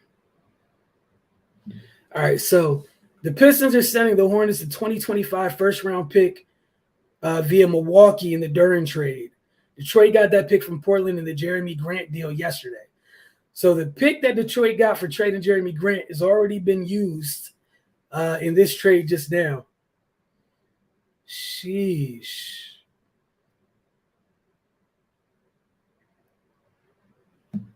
All right, so for Detroit, we're just talking about Troy Weaver and singing his praises earlier, right? So far tonight, Ivy Bay, you got Ivy and Duran so far. Sheesh. Yeah, this is we told y'all I'd probably get nuts, man, and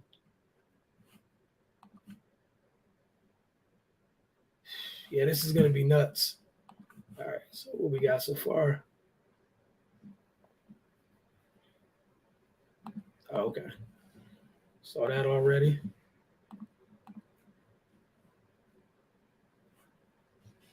Yeah, so that 2025 first round pick is moved quite a bit already in literally the last 48 hours. It was used to get Jeremy Grant for Detroit. You know, that's what they got in that trade. Man, yeah, give me. I'm trying to wrap my mind around this, man.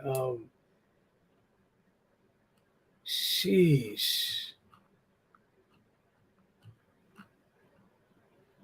Yeah, that's crazy. So Charlotte's back on the clock at 15. Everything I said a little while ago about them needing a 5, it hasn't changed. So I wouldn't be shocked if, you know, it was Jalen Duren earlier. The only other guy I mentioned at that spot was Mark Williams. Wouldn't be shocked if this is the place where Mark Williams went off the board.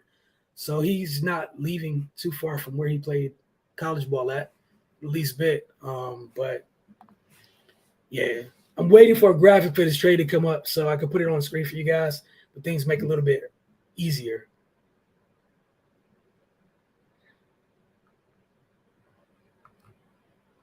Troy Weaver's working, man. Working. Sheesh, man. Yeah, that's tough right there, man.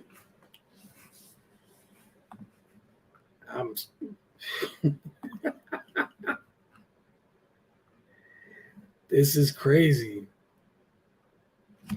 All right, someone has broke down the journey of the 2025 first round pick, and initially belonged to the Milwaukee Bucks. In November of 2020, it's traded to New Orleans in the Jrue Holiday trade, unprotected. February 2022, it went to Portland. It went to Portland from New Orleans in the CJ McCollum trade. It was top 4 protected. Then June now it went from Detroit. It went to Detroit in the Jeremy Grant trade from Portland. That's crazy. It's crazy. That pick has had that much action already. But again, for the Pistons, that's not bad at all, man. You can't be mad at that. And Troy Weaver, my God, that's tough, man. That's tough, man. That's truly tough. That's not bad at all, man.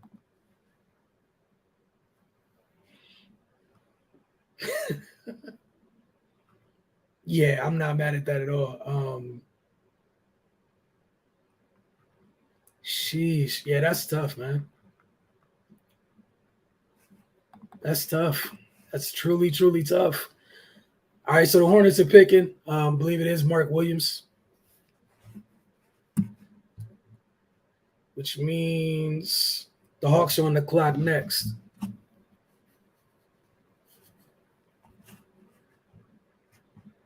Yeah, Mark Williams from Duke. So again, whoever the big was going to be, man, you're not asked to do much, but the things that you're asked to do, if you do them well, impact player, man.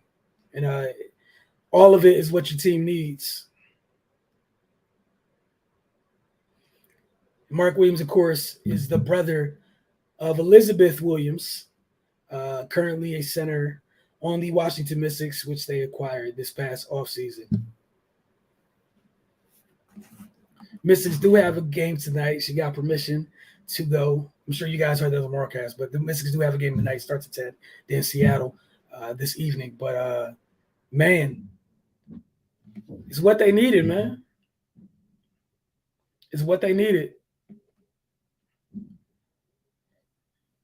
It's what they needed. So kudos to Charlotte for that, man. It's exactly what they needed.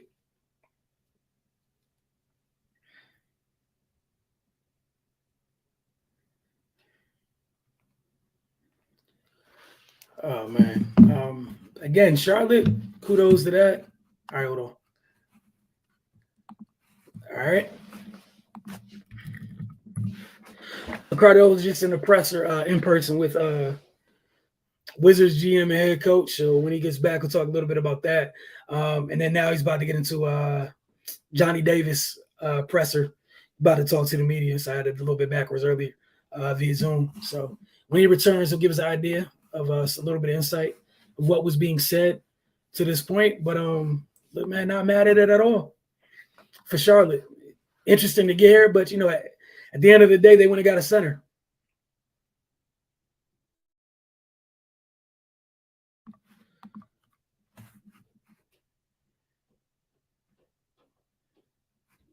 So that's truly what's important here. Again, up next, we got the Atlanta Hawks.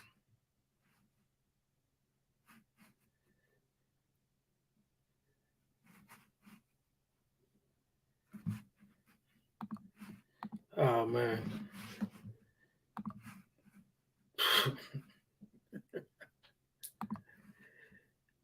Troy Weaver again, man.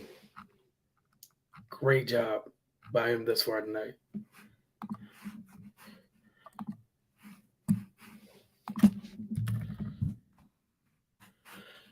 Oh, man.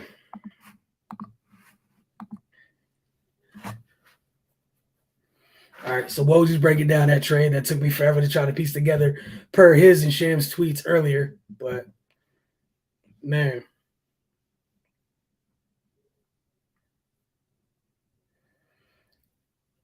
Troy Weaver got both of the guys he wanted. Cade has to be happy. Sadiq Bey has to be happy. Detroit fans, the luxury of having a good GM, man. It's huge.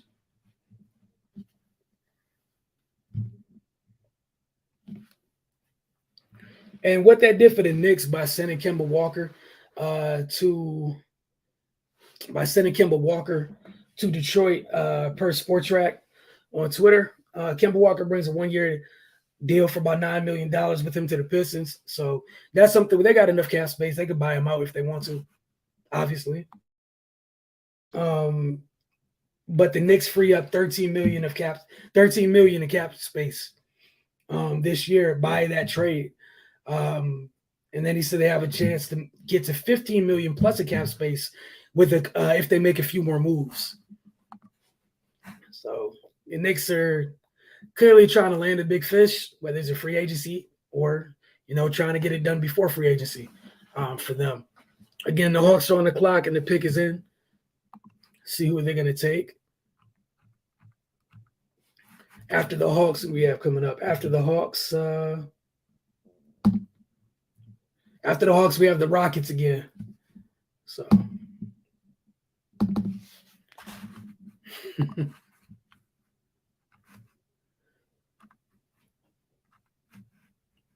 Oh, man.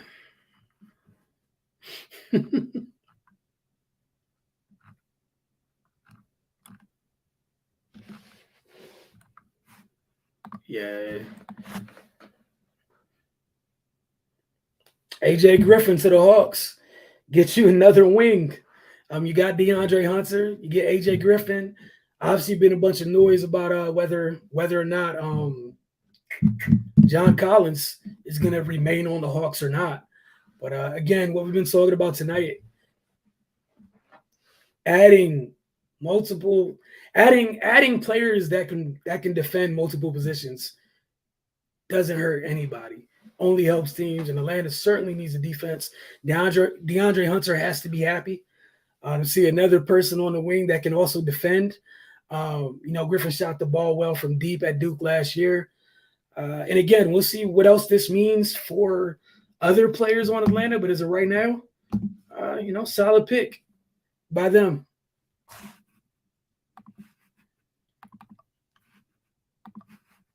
And again, it's another person that can help stretch the floor, open things up for Trey. Not bad at all. Solid pick, especially for what he does on the defensive end. They truly, truly need it in Atlanta. All right, up next, we got the Rockets. Pick has not been turned in as of yet.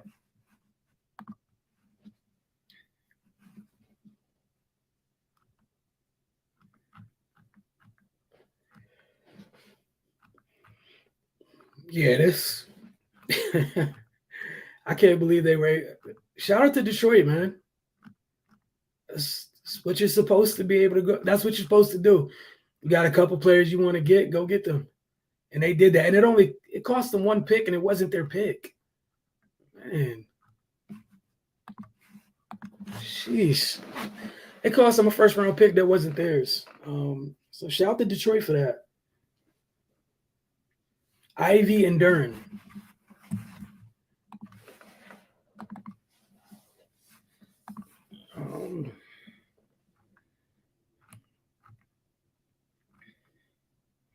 Oh, yeah, okay. So the Rockets, adding to that group of – adding to their collection of long-rangey players that can defend. Look like their pick's going to be in soon. I know some people, some Wizards fans had this person linked to their team when it comes up in a little bit. But I think they did the right thing tonight. But for Houston, dude, they're going to be running. They are running.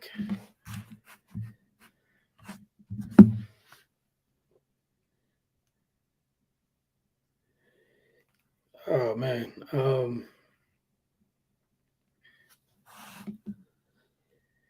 Yeah, that's – man, I'm still stuck on the Detroit trade. I'm sorry. Like, I'll get over it at some point, maybe tomorrow morning. Not at this moment. Yeah, it's going to take me a little bit. But, man, that's big.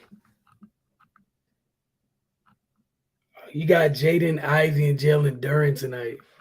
It didn't cost you any of your picks at all.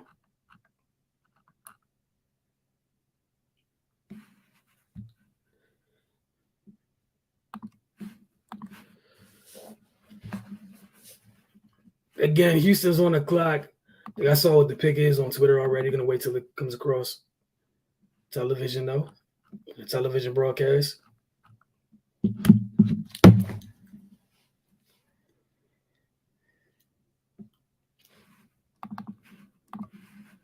Oh, man. All right, so Houston's still on the clock. I don't even want to say the person because I saw it already. Feel like I'm cheating. But, all right, well, if you guys have been watching Draymond since they won the championship, he's been on Twitter attacking folks that have been at their necks prior to them winning the championship. He apparently has time tonight during tonight's NBA draft. He's currently told you guys Perk is on the broadcast. Draymond is in going full Draymond. Surprising nobody here.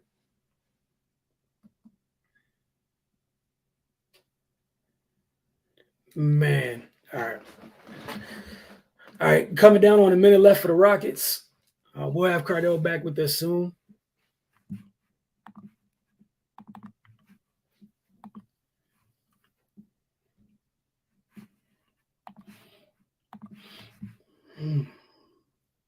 Yeah, I think. Look, go ahead and say, man. I think it's Tari Eason. I believe it's Tari Eason. That's exactly what was reported. So it's not that I think, but.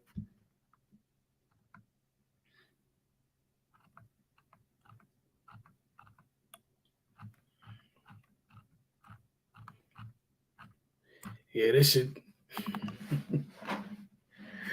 Oh, man. Again, Troy Weaver, man. Sheesh.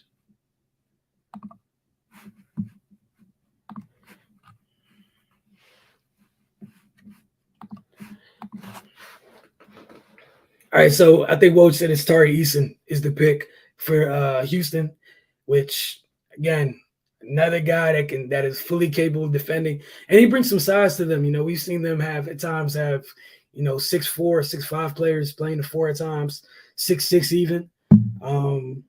Get somebody with a little bit more size, can't hurt at all.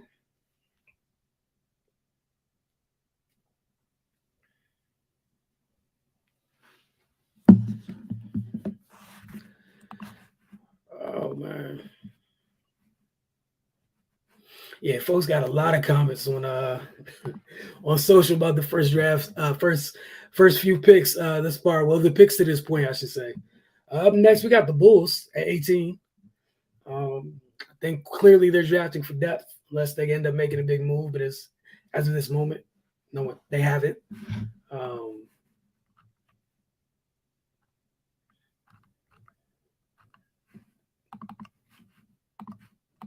Yeah, it's tough. But again, anybody's tuned in, man, you're welcome to hit the comment section. Let us know what you guys are thinking about the draft thus far this evening. Definitely would love to hear what you guys think to this point.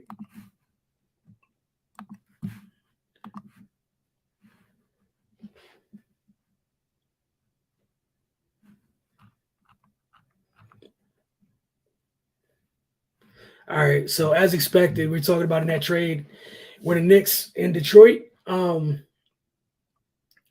first, Tari Eason is the pick for the Rockets. Back to that trade with Detroit, the Knicks, Charlotte, all of those moving pieces.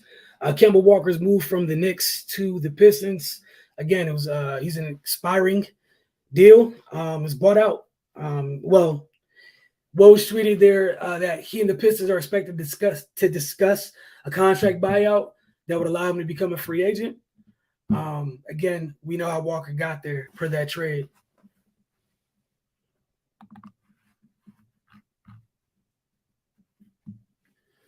All right. So Tari Eason for the Rockets. Not mad at that at all. Man, I wonder what that does, because if Kemba is bought out, obviously no one's going to be bringing him in to be a lead guard or start in any capacity. I would be shocked if that was to happen. But if that's something you can have, at a reasonable price to come off your bench, if you're someone who wants to be contender or looking for guard depth, and you don't want to try to wait and get somebody out this class, someone who might be ready right away to do just that, you could do far worse. The Kemba is, in the Lou Williams role or something of that nature. If that is, if we're entering that part of his career, and we'll see if and when he gets bought out. The Bulls on the clock.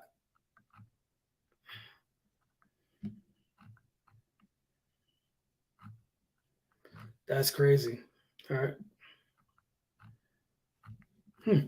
All right. We got Bulls, with the Bulls, Wolves, and Spurs up next.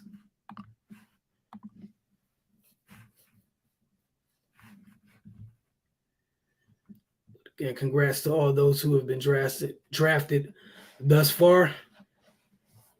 The Bulls up next. Expect the depth. I just don't know who they're going to be looking at in depth. Could be a guard, honestly. I know they had moments last year with both Caruso and Lonzo missed time, and their absences were really felt.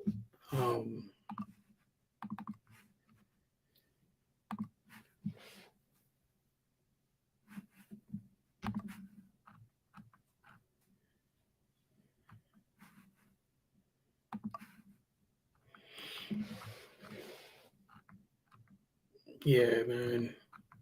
Again, what Detroit did. I'm gonna keep going back to that because I still don't believe it. They have a core now, in what they've added tonight, and You keep that together and you see where that goes, but they should be able to make some noise.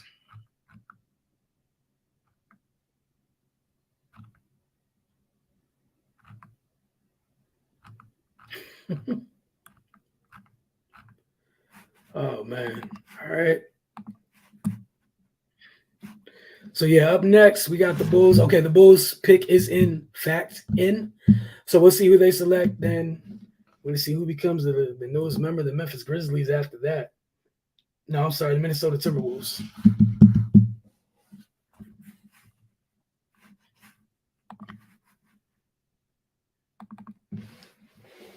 Yeah. So the Knicks are up to 16.3 in projected cap space after Kemba was moved.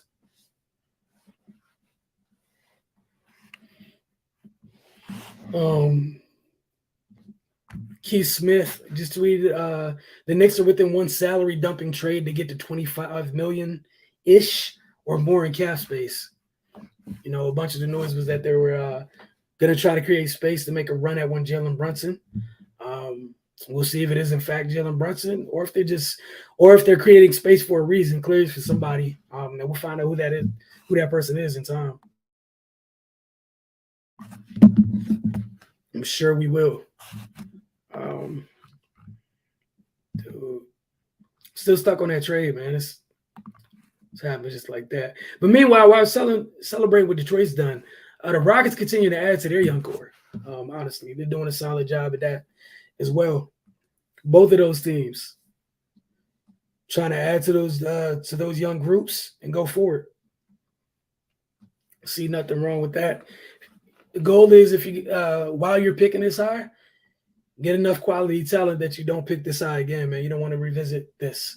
You don't want this to be a continued thing year to year. That's what you don't want. Just don't. But again, shout out to Troy Weaver, man, for that trade. So it looks like the Bulls are going to be selecting Dalen Terry, 18. Wait for it to be announced. But again, the pick is in. Got Minnesota next. And then the Spurs.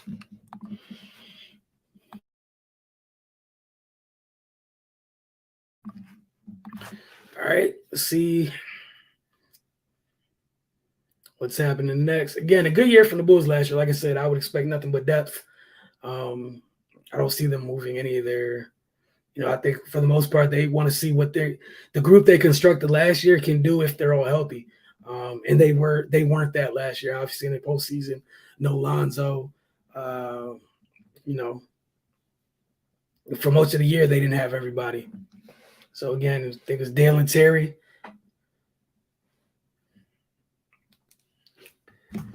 Dalen Terry from Arizona going to the Bulls. Great size on him, 6'7".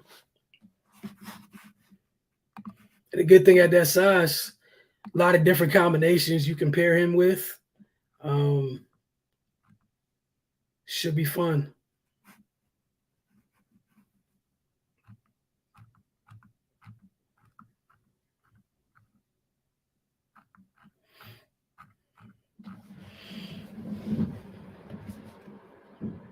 Some hilarious tweets at this moment about Knicks fans.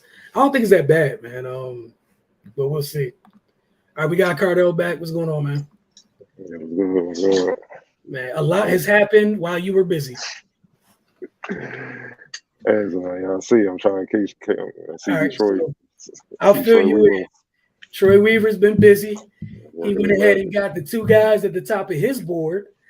So the draft is going along fine. The Hornets, they got to their selection. Cool. Oh, well, actually, I take it back. The Knicks picked at 11. They took Jalen Duren. Then OKC called and was like, no, we're gonna take him, or we'll give you picks so we can pick 11. And they kept their 12th pick. They pick New York, packages that along with the man. A lot. So New York takes Kemba Walker, Jalen Duren in the trade they made with Charlotte, shifts that to Detroit. Duren staying in Detroit. All the Pistons did was that 2025 Milwaukee Bucks pick they got back from Portland that was in the CJ McCollum trade. That's what went to Charlotte. And they kept everything else. And they got Duren and Kemba. And obviously, Kemba's in the last year of his deal. They're already expected to talk buyout. But what's important is they ended up with Jaden Ivey and Jalen Duren. Then the Hornets ended up getting a big. They took Mark Williams a few picks later, but that's what they ended up doing. But Detroit, yeah, that core grew a little bit tonight. And yeah. Bunch of youngins. And he got guys that are proven. Like, I saw during the high school. He came here to DC and played at the St. James and the KD the first year. Y'all were there. I think y'all were there. We all were there. And he was a man child. Obviously injuries and a lot of behind the scenes stuff went down to Memphis, so he wasn't even able to show everything he got. But he's a beast. And that's what they needed, man. And then you had Jaden and Ivy to kind of take the pressure off KD. I mean, Troy Weaver doing Troy Weaver things, man.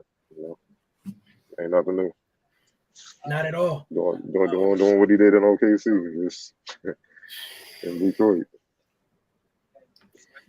In record time, too. They're not wasting any time adding to that core, which is what's important. Because, like you said, you mentioned OKC.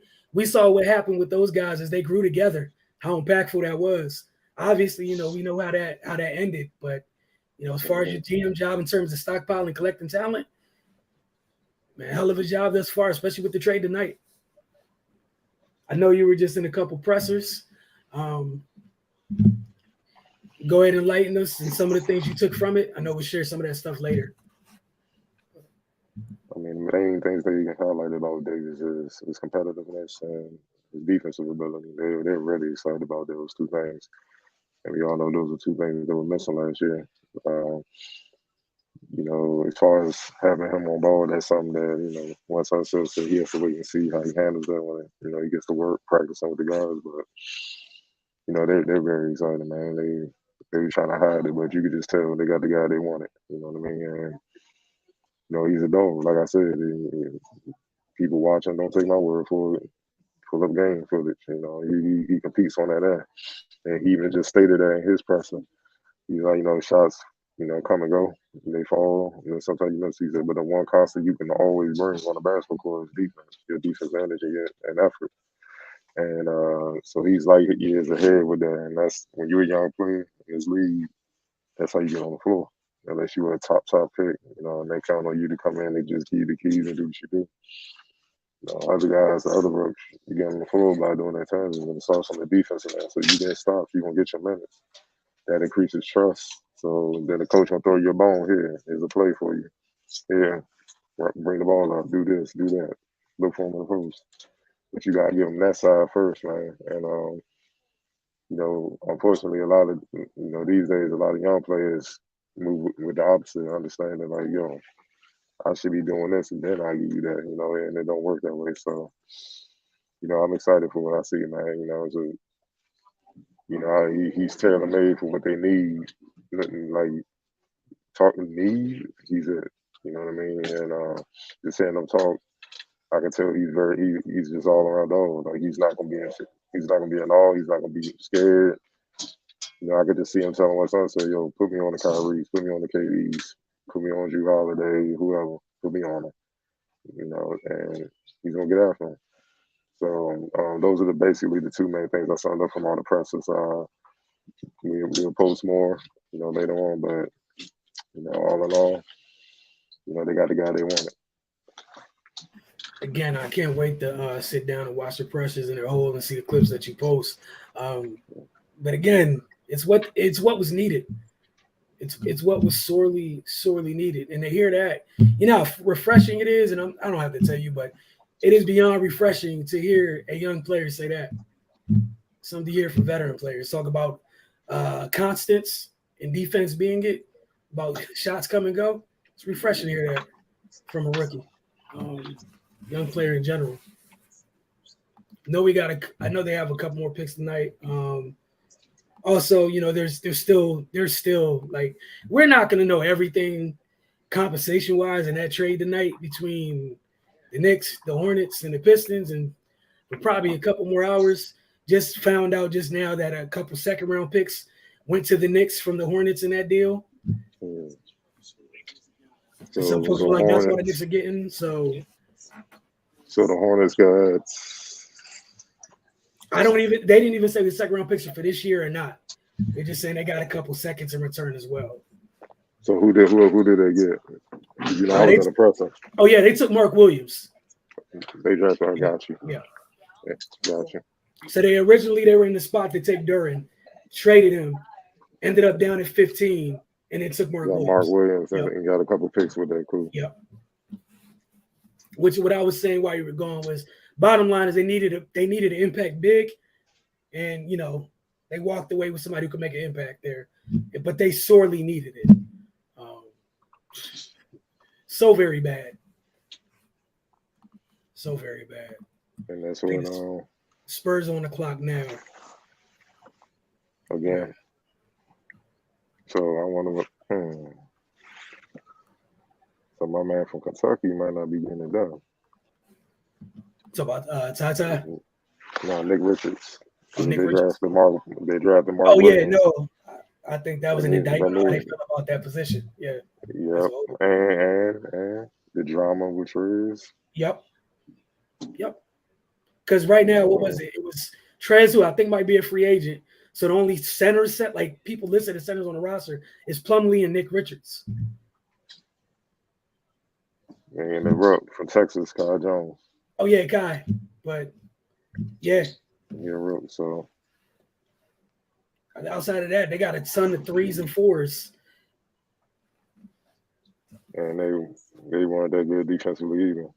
At all. 25th, and they allow 115 basically a game. So they need a shot block, and that's what Mark Williams does. But that's the family business, him and the sister. So yes, it is. Family business, protecting the paint. Hey man, it's not a bad business to be in either. It's something that's always needed. Someone's always gonna need it. All right, so the Spurs pick is in. I think he's a little bit ahead of me. But yeah, that's far, man.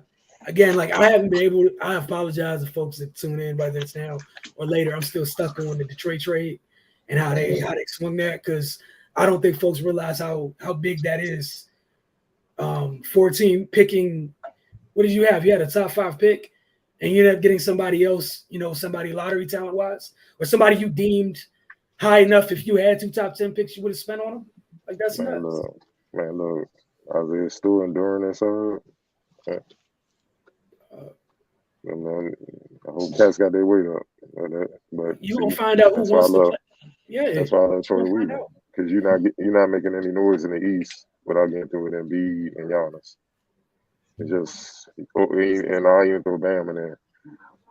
And Rob Williams, defensively. Like, look, man, you're not making any noise unless you got some days that can rumble, man. It's just as simple as that. So talk about rumbling, them 2 dudes. It's dog. That's alley fights every night. Whoever got to deal with them dudes, both of them are built for it. Spurs just drafted Malachi Branham. Mm-hmm. At Ohio.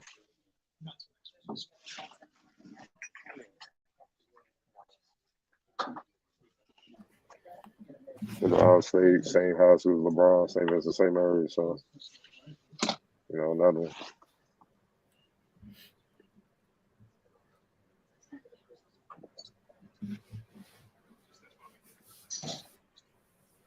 Getting added to a talented group of guards over there, young guards over there. Yes, sir. Like we know DeJounte has his place solidified, but yeah, for the others, it's gonna be fun. I think Keldon pretty good too. Oh, that's Keldon's true. awesome. Especially coming off the Team USA thing too, yeah. Ooh. Yeah. freaking Spurs, man. Another athletic guard.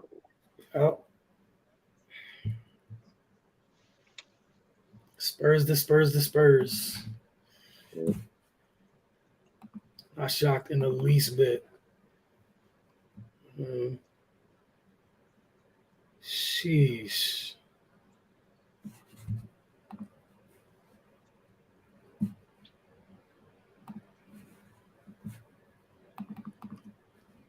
Yeah.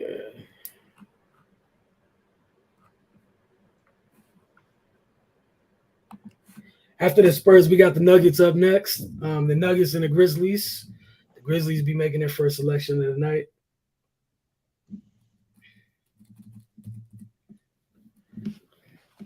One of the other things that happened while you're going, the Bulls took Dale and Terry, the guard out of Arizona, to add to their depth. We know they had stretches last year, and even in the postseason, they weren't completely healthy in terms of what they had, in the backcourt without having Lonzo. They miss him for stretches. They miss Caruso for stretches as well.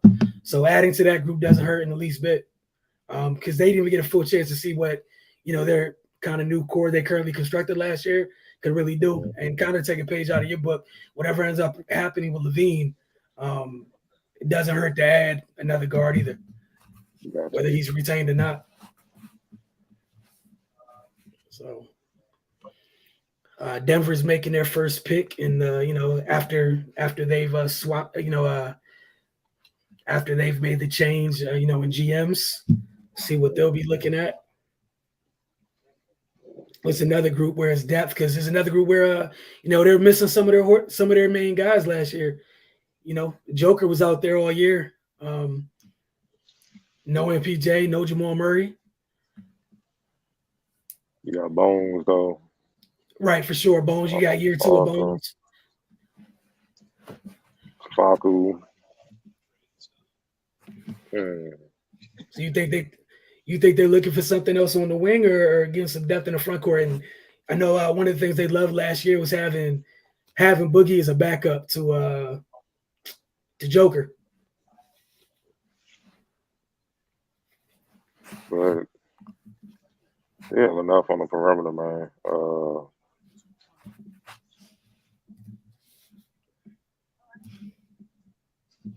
That's tough, because at times you play Jeff Green at the center. They might go with the Kessler kid.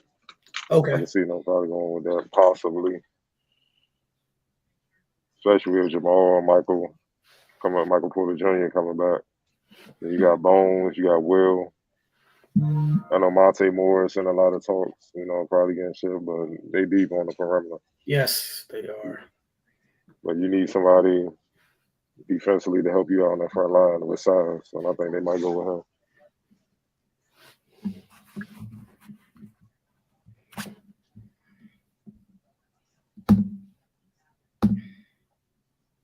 Or maybe they draft for somebody, because they're not far off. Yeah. Maybe they draft for somebody to get a veteran. Like you said, that's something to keep an eye on tonight too. Whether that trade happens literally on draft night or not. A lot of folks that were around last year, if you're trying to just close the gap, a rookie might not be what does it. That's not an indictment on a rookie, just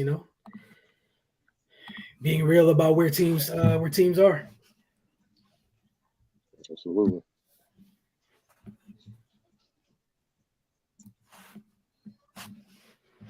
And they still haven't sent details about the picks OKC sent New York. It's supposed to be some future first. They haven't said when those picks are. All right, so the picks in.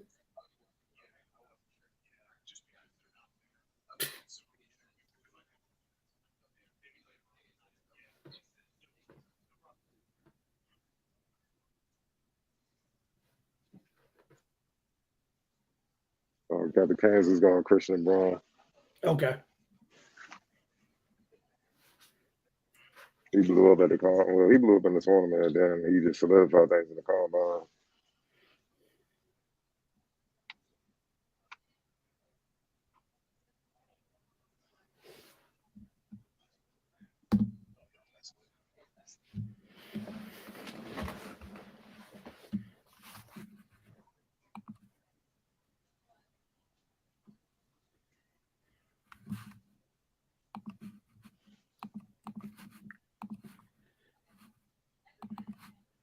So add into that depth for them, huh?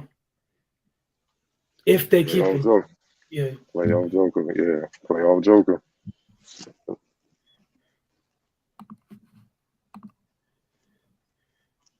Another shooter. He has that size and athleticism to get stopped. So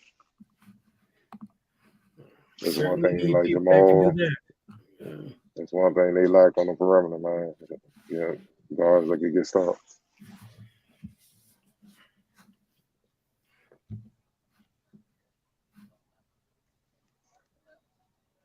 Yeah, and he's gonna enjoy the looks he gets if he does stay there. Playing with Joker, you get some great looks. And a lot of times he just make you open. The pass to take you to the open space. Mm-hmm. To double down on what you were talking about a little while ago. What's it called? KD just tweeted it's a wings league. So what? KD just tweeted it's a wings league. When you talk about earlier, it's about how important it is to have those types of players that can defend out on the wing. It's a wings league. That's what he said. Yeah. All right.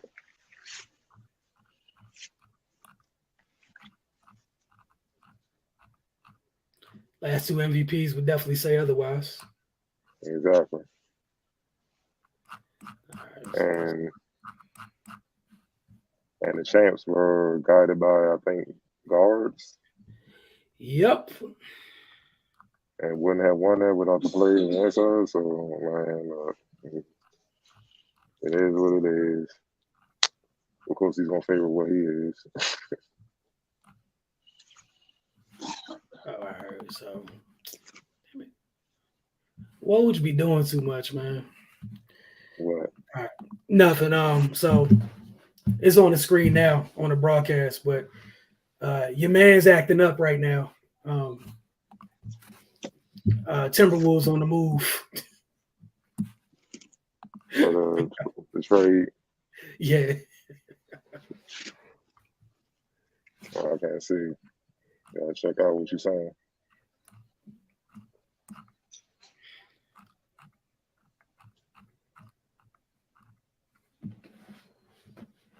Yeah, they just chose to become active at this point. What the? Oh man! All right, got trades after trade after trade now. Yeah. Walker Kessler went to Memphis. Ooh. But Minnesota. Yeah.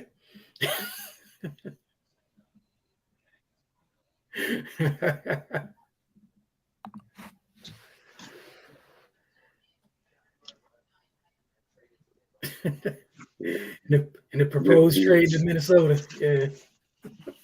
So that means Towns gonna go to the 4, and he gonna play the 5, and they gonna be big as hell inside. Yes, they are.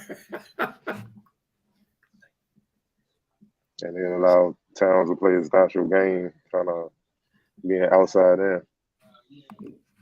and this kid, he's nice in the pick and roll, man. He rolls right angles, and he finishes strong. He don't go up like he clumsy, like, oh god, I don't know what this. Nah, he going up to dunk it.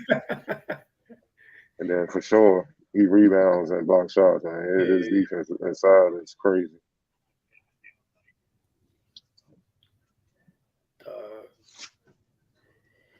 Yeah, that's a welcome sight there. Yeah, it's truly a welcome sight there.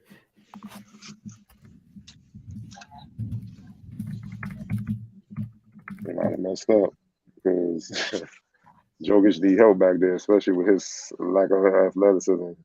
Mm-hmm. You can attack those guys, but I'm gonna leave that alone. Yep. Leave that alone for personal reasons. I'm not gonna go there. No need. But yeah, that's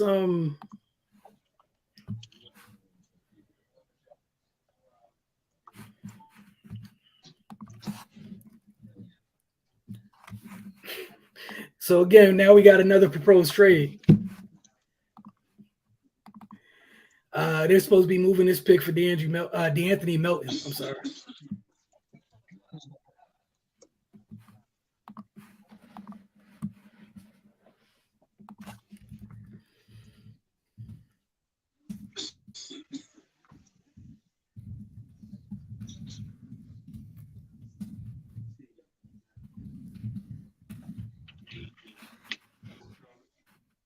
Yeah, this it was gonna be crazy. We're starting to get to them.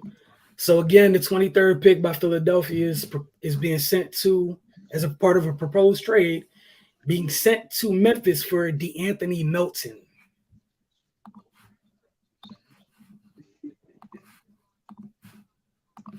We'll see what Memphis decides to do with this.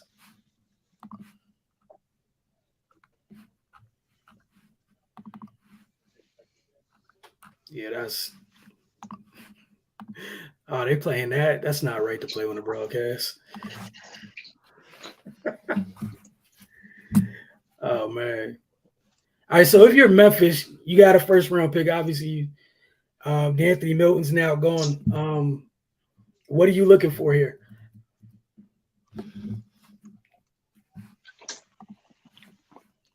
For the Sixers? Yeah. No, not for the Grizzlies, because the Sixers are trading the pick for DeAnthony Melton. The Grizzlies.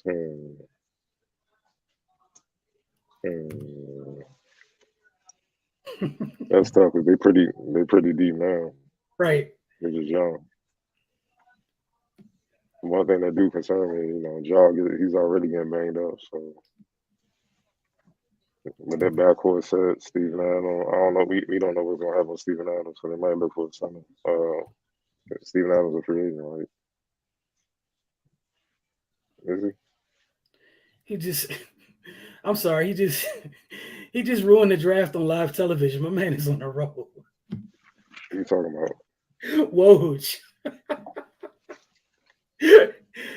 Oh man.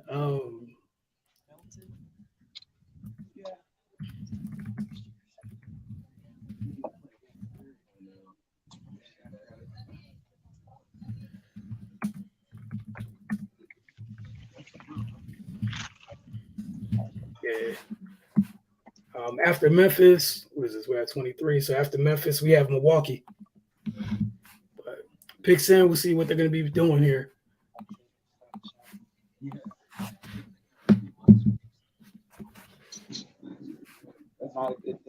Got another shooter. That's cool. Yeah,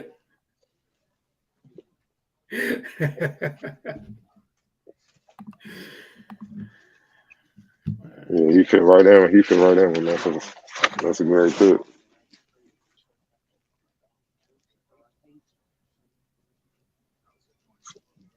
Oh yeah. He's really 260? Sheesh. Man, hold on. I gotta see if that's a typo. Was that a typo? Like, that's what they put. They said 6'6", 261. I'm like, no. Yeah. Sheesh. Yeah, that's a big boy. He playing on the wing. Yeah. Yeah, I guess he up there. He lists like 255 at school. Okay. Yeah. You moving and jumping and pushing on people like that? Okay. Man, getting downhill with a purpose, he gets that shoulder in. Sheesh. All right. Up next, we got the Bucks at 24. Oh boy. What happened? What I miss? Nah, they don't need much. They just need to stay healthy. Oh. Oh, you talking about the Grizzlies? Yeah. I'm talking about the Bucks. Oh, okay. Nah, they damn sure don't need much. Sheesh. Probably get another guard because Grace and the Pat they ain't look too good in the playoffs. Danny Green was part of that trade too, to Memphis. So he's going to Memphis? Yeah, it was Danny Green and the 23rd pick. Wow. went from Philly to Memphis for DeAnthony Melton. Wow. Boy. So whether they choose to keep Danny or not, it's an option. They got that. They got Danny Green and that young man for DeAnthony Melton. They're out there working. Sheesh, man.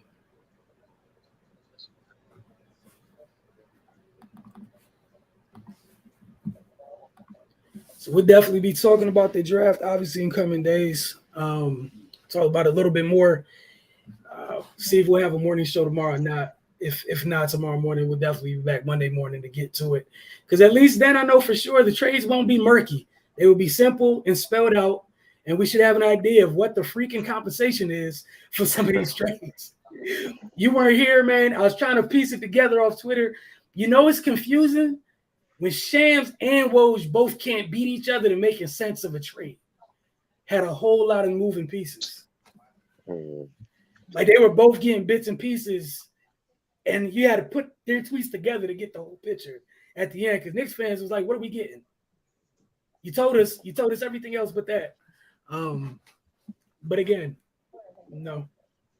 Yeah, you got a lot of famous. What'd you say? Yeah, I saw a couple of famous Knicks fans just going through it. Right. Stephen A. was out here like this on set. Spike had to come console him.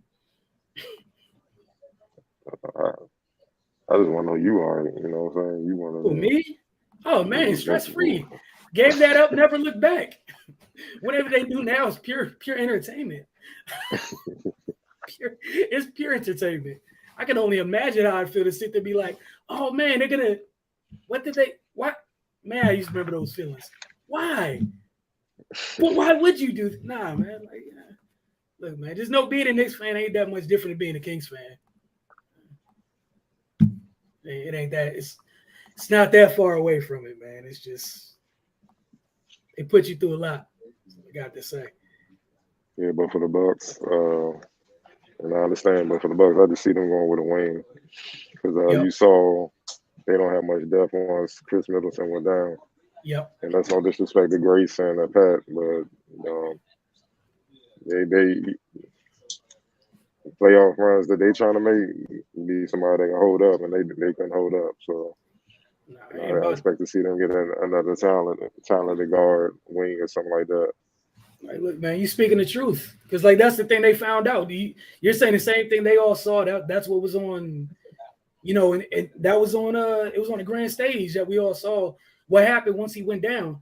Because in theory, sometimes you'd be like, okay, we could be okay, but they got to see it firsthand to know that we are not, in fact, okay if he goes down for an extended period of time. Like, had you had a person that could hold it down, at least get you out the series, you might have got him back in the next round. But they drafted Marjon Beauchamp out the G League. G League, okay. Like I said, Wayne, because when he went down, Tatum and Jaylen Brown went to work, and they couldn't stop the bleeding from there. Yeah. Man. So he's ideal. All right, then after them, the Spurs are up again. Come on, Pop. Told you a couple teams had 2 or 3 first-round picks, man. So not only are the Spurs up again, the Rockets are back up after the Spurs. Mm-hmm. Again. Sheesh.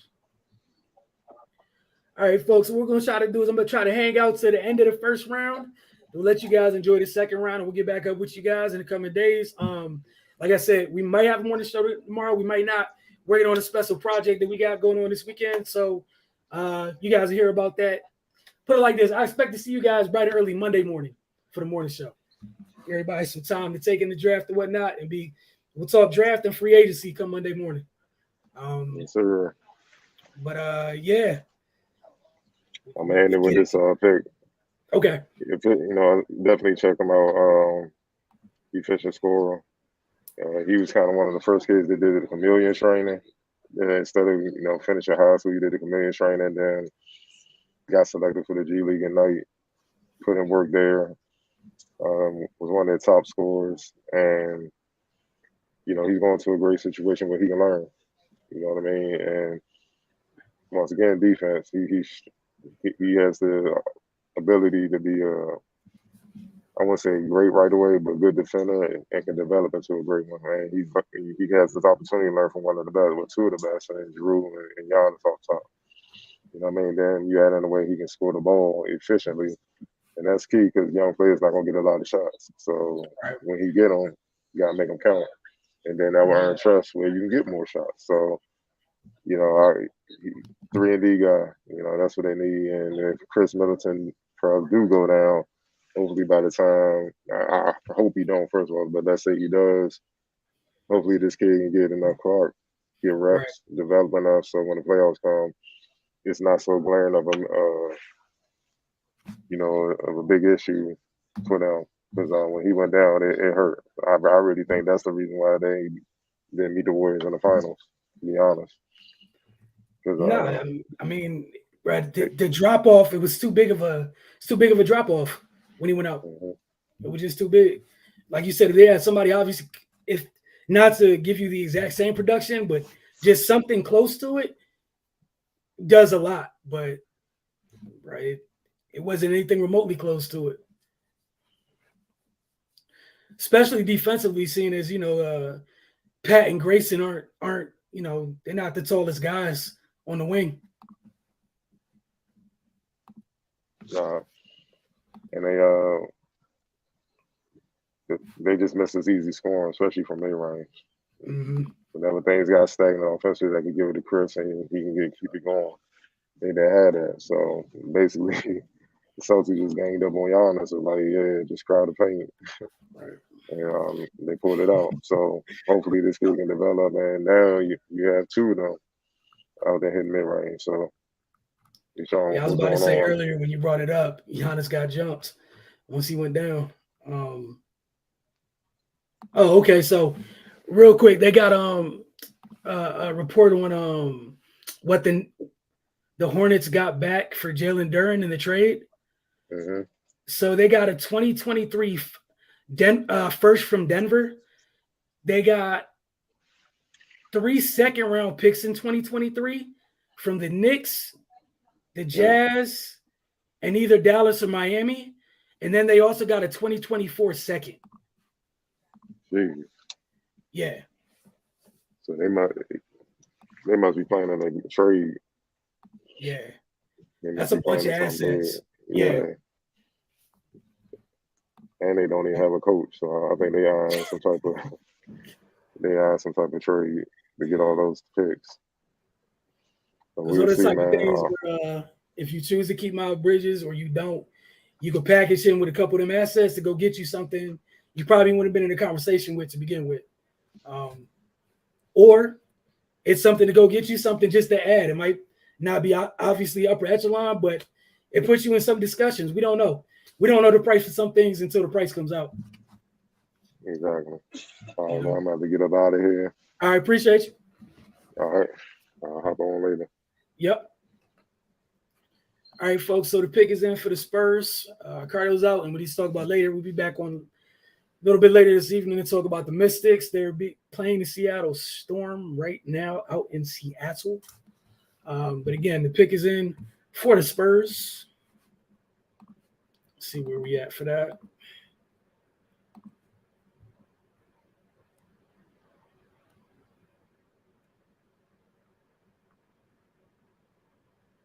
Oh, wow. Okay. And this is what the Knicks got back from OKC. Sheesh. Blake Wesley to the Spurs, sorry. But for the folks wondering what the Knicks got in that trade earlier, they got a 20. These are all first-round picks from 2023 from Detroit, Washington, and Denver.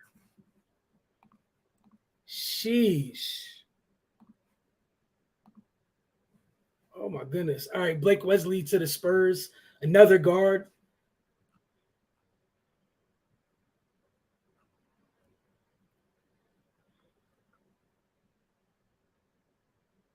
Man.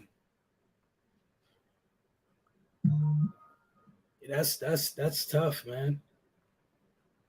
And the pick from Washington is what the Wizards got in the Wall trade. Sheesh. Yeah, that's tough. But the Spurs adding another guard can't hurt at all. I'm interested to see what they end up doing, man. They are stockpiling pieces over there. And again, we still got to see what the protections are on those first round picks that New York acquired. But so far, the Spurs, Jeremy Sochan tonight, Malachi Branham, and then Blake Wesley. It's not a bad night of work. Excuse me, at all. Pick up next, we got, picking next.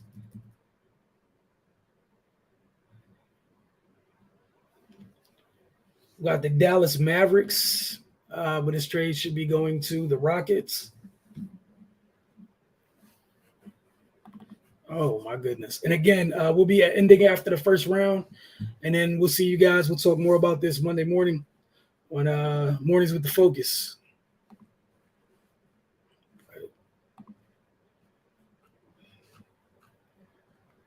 Yeah, I mean, that's a pretty good haul for the Knicks. The very least, it's not a bad haul, man.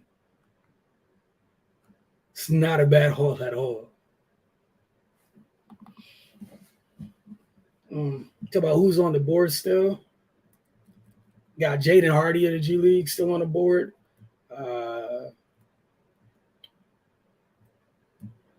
Who else is around right? Nikola Jovic still available. Kennedy Chandler. EJ Liddell hasn't been selected yet, I don't believe. Neither is Wendell Moore. Ty Washington is still available.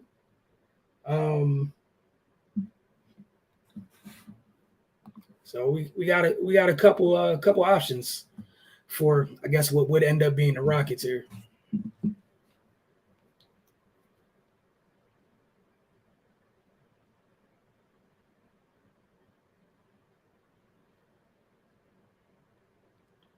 Oh wow, okay. Well, I just mentioned Wendell Moore.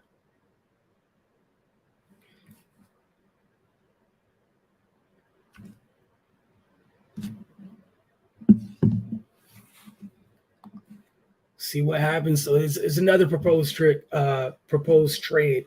So see how this plays out. Man, it's too much going on right now. Sheesh. And we are a couple picks away from the current reigning champion selecting. See if they keep their pick or not.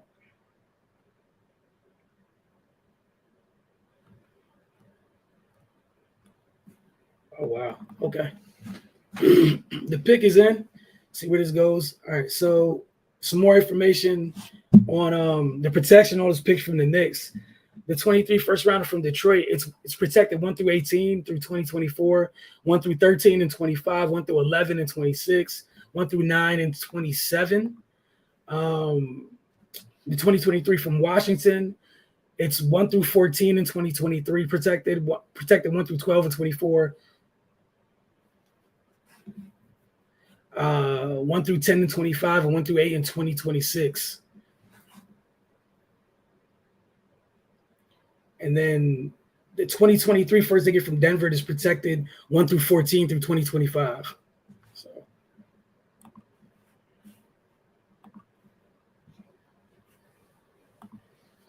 all right, Dallas selects Wendell Moore Jr. from Duke.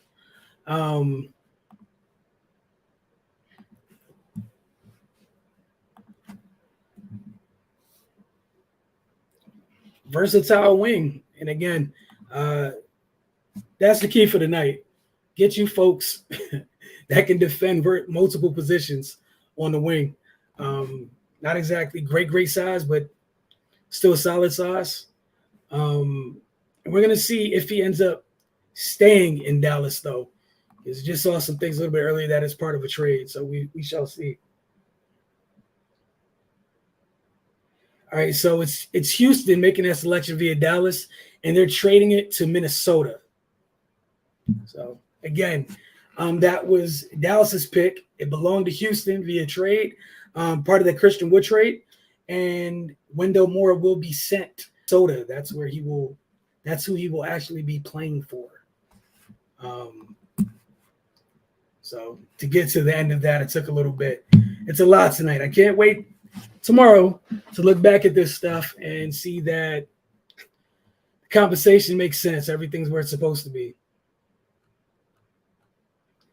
But for the Knicks, that's a lot of all those picks are lottery protected, like for the most part. But we'll see how that works out for them. If it works out where the ping pong balls bounce the right ways, then it's not an issue. It's nothing to worry about at all. If it doesn't, it's one of those that's so Knicks things. Up next, we got Miami, followed by the Warriors. So we're gonna see where that goes. But right now, we got Miami on the clock. Interested in seeing what Pat Riley's going to do here.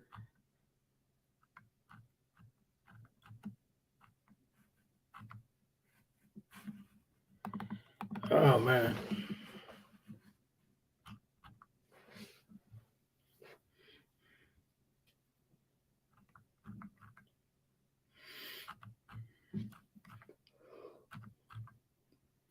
All right. So Miami hasn't put their pick in as of yet. But we'll be ending the first round with Miami, Golden State, Memphis, and the Nuggets. Thanks to anyone who tuned in tonight and to those of you that are tuning in later. Appreciate you guys.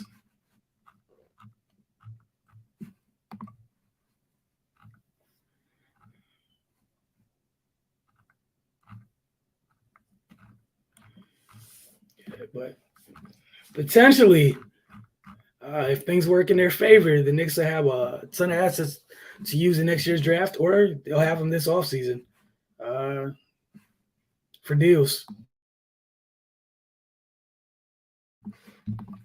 Miami's still on the clock, followed by Golden State. Let's see what we have here.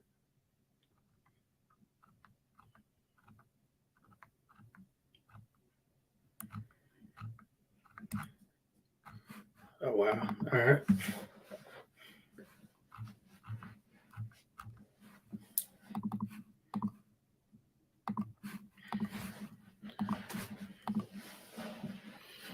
Is this where Jaden Hardy from the G League? We've had two guys go from the G League already.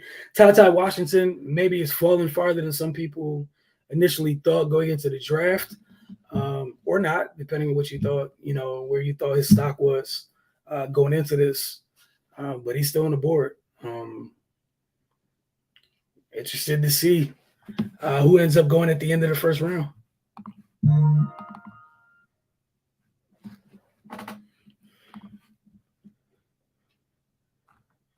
Okay, so folks out here, low-key ruining the draft by sharing the picks early have made it known who's in.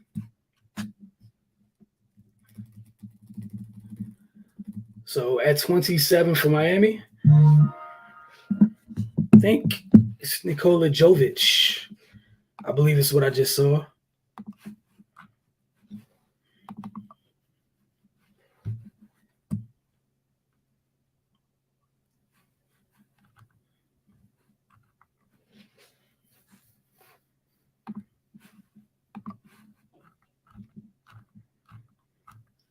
All right, so the pick is in. I believe it's Nikola Jovic. So if I can read correctly, a little tired at the moment, but I believe it's Nikola Jovic, which doesn't hurt. A little bit more size to their front court. Obviously skilled as well. So.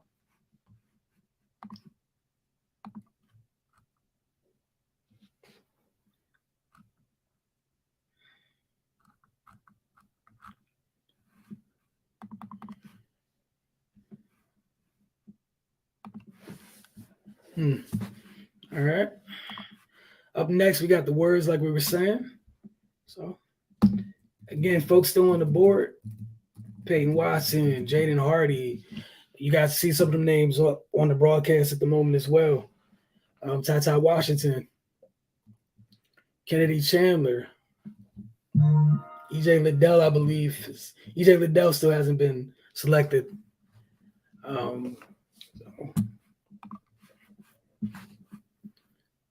But again, I believe it's Nikola Jovic for the Miami Heat at 27. Trevor Keel's out there as well. Sorry. Duke's been cleaning up. I think they need one more pick, and ties a record from Kentucky from most players from one school drafted in the first round. All right, so Adam Silver's walking to the podium now.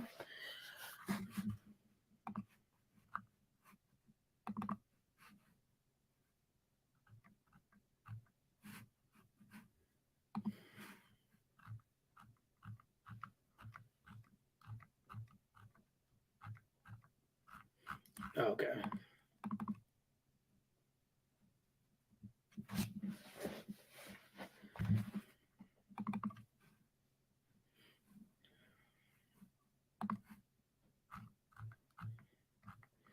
Nikola Jovic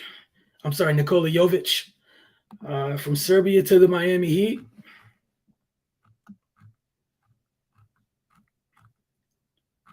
Might be fun. In Miami, helped him. Another guy to space the floor, but make sure he can move his feet a little bit on the defensive end, man. They need it. But again, size and skill never hurts.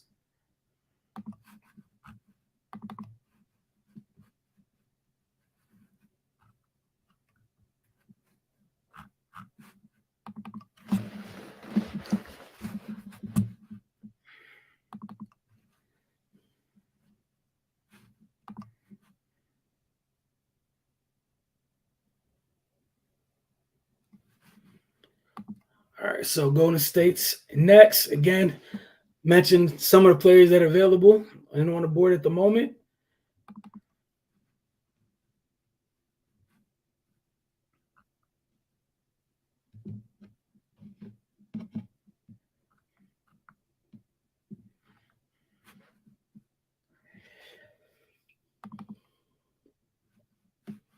So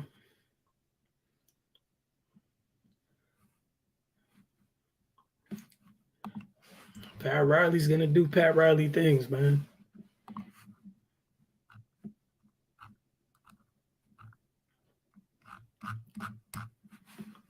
All right. Golden State's on the clock right now. Miami took Nikola Jovic. Not to be confused with Nikola Jokic or Nikola Vucevic. Couple born in the leagues. First name is Nikola.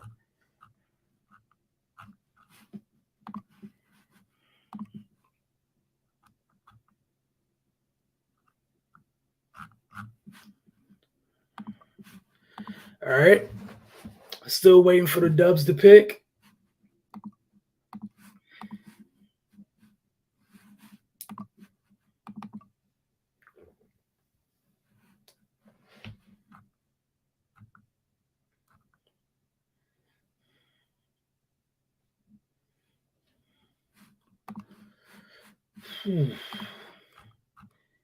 Man, a lot of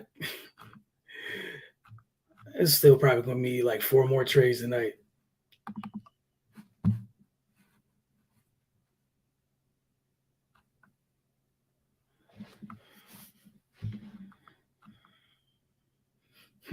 Okay.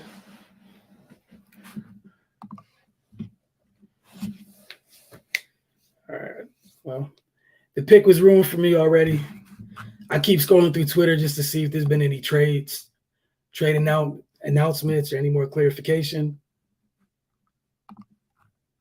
And even the thing with Jovic, it's assuming Miami keeps him.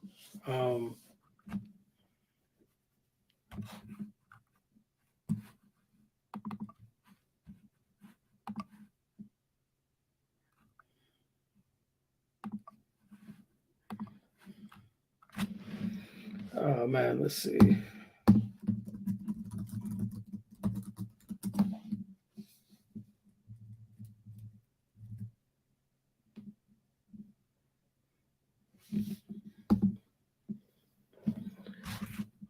The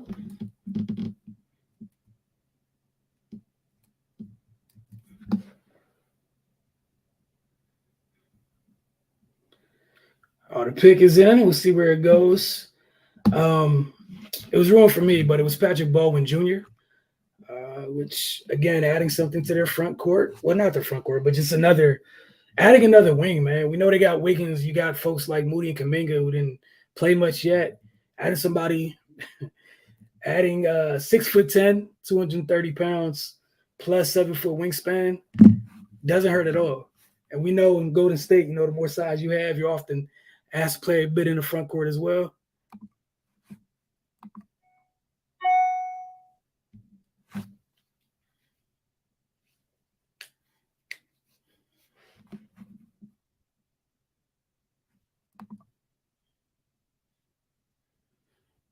All right, so again, this is pick 28, the reigning champion, Golden State Warriors. Sorry. They also have 2 picks in the second round. We'll see if they end up keeping those picks, trading those picks, etc. But again, Patrick Baldwin Jr., 6'10", 230 pounds, 7'2" wingspan. He's 19. Again, adding to that core, their new core rather, that group of youngsters. Sheesh, man.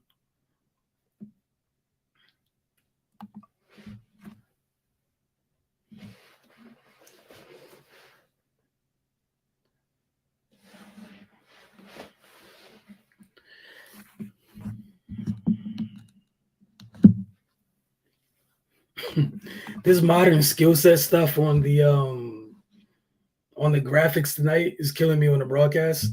Like the alternative being what?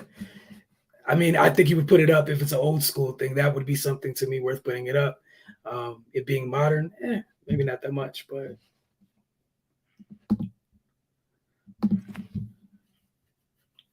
yeah. Jay Bill's going through some of his strengths. Yeah, it sounds like a Warriors player. It's exactly what it sounds like.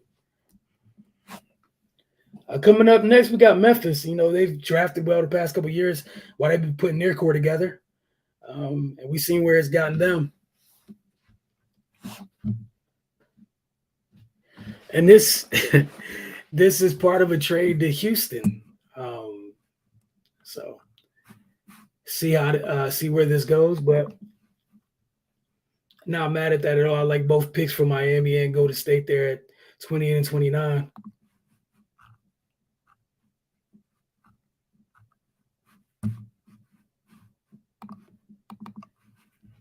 Oh wow. Okay, so he went to the same high school as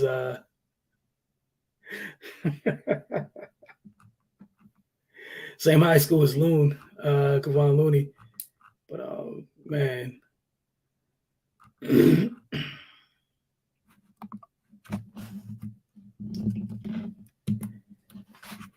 Yeah. So again, got the Grizz on the clock at the moment. The pick is in. It's part of a proposed trade to Houston. We'll see who the pick is. I'm sure someone's going to say.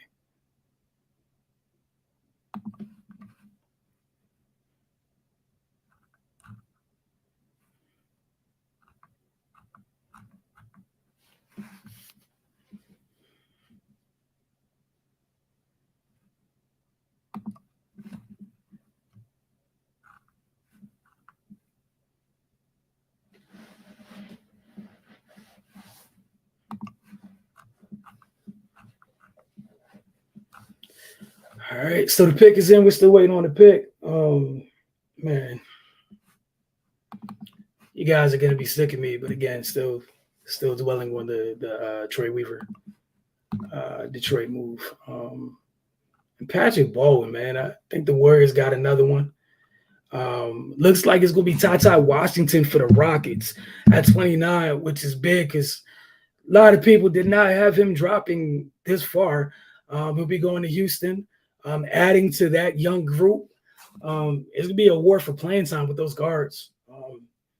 May the strongest survive. It's going to be fun to watch who comes out on top out of that group. But again, it looks like it's Ty Washington to the Rockets via the Grizzlies, as you guys see on the broadcast. We see both. Yeah,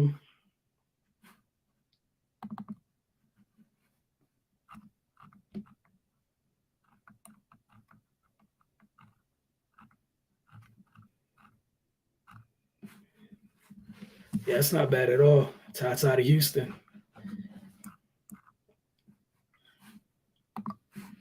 All right, so that's what would that be? Ty, Jalen. You got Porter Jr. over there. You got a ton of guards over there. A ton. They still have if you count John Wall, there's a ton of guards. But right now, what is it? Dennis Schroeder's technically still over there. You got Kevin Porter Jr., Dayshawn Nix, G League guy, Garrison Matthews over there. Jalen Green, Eric Gordon if he doesn't get moved, Josh Christopher, and then they just added Tata. They literally have a ton of picks. All right, we'll end the first round and our broadcast with the 30th pick.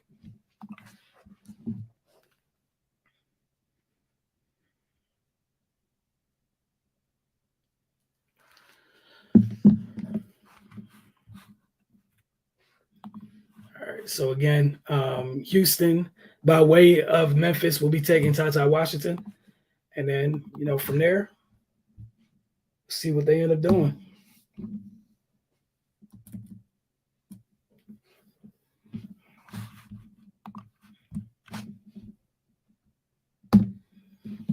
Again, so the Rockets tonight, as far as a whole, they've done pretty well for themselves.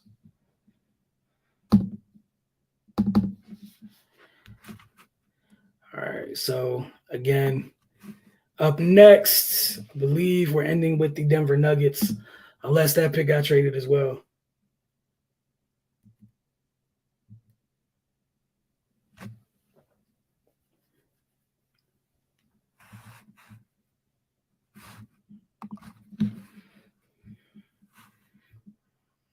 Again, I like that pick to Houston, compiling all of the talent. So they've gotten Jabari Smith Jr., they got Tari Eason. They just added Ty Washington. We know all the guards they already have. They took Jalen Green at the top of the draft last year. Look, man, this might be something where he's the guy of all those guards that has a feel in terms of being a distributor for the rest of those guys, especially with as many guards you have. Somebody has to be the facilitator for everybody else.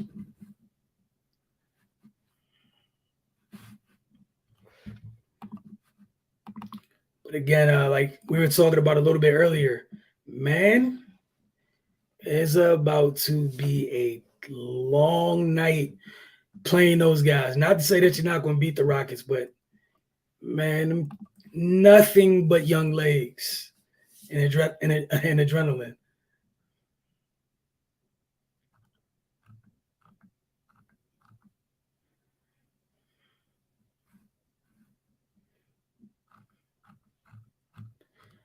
All right, so okay, this is what is it? I'm sorry.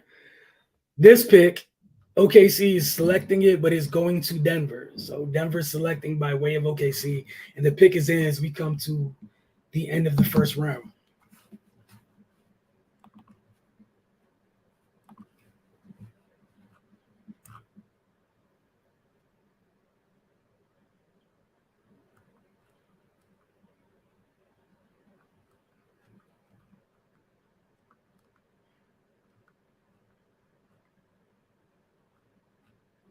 Oh man!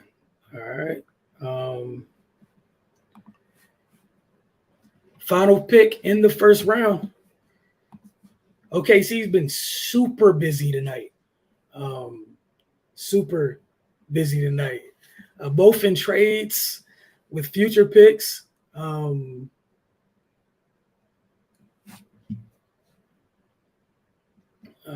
again, this goes to the Nuggets because of JaMychal Green. But again, it's the end of the first round. It's the end of the first round. End of our personal broadcast tonight. Thanks to anyone who tuned in live, or if you watch later. We appreciate it. And again, as far as mornings with the focus go, we'll be back Monday morning on sound to talk about all of this. A little bit busy this weekend, so.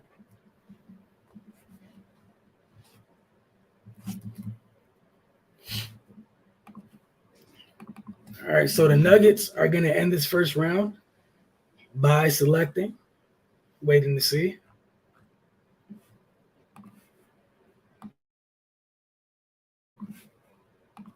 Oh, man. All right, let's see.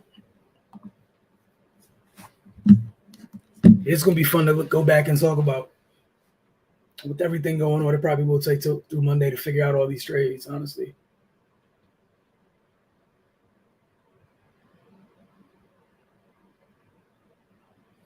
Peyton Watson from UCLA heads to the Denver Nuggets.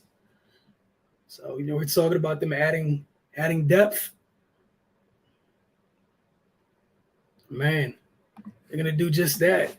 Again, they had Jamal Murray out last year, so we were able to see standing minutes from Bones Nyland. We saw him in his rookie year, expect him to take a nice step in year two. With Michael Porter Jr. out, they didn't have too much depth behind him, so it can't hurt.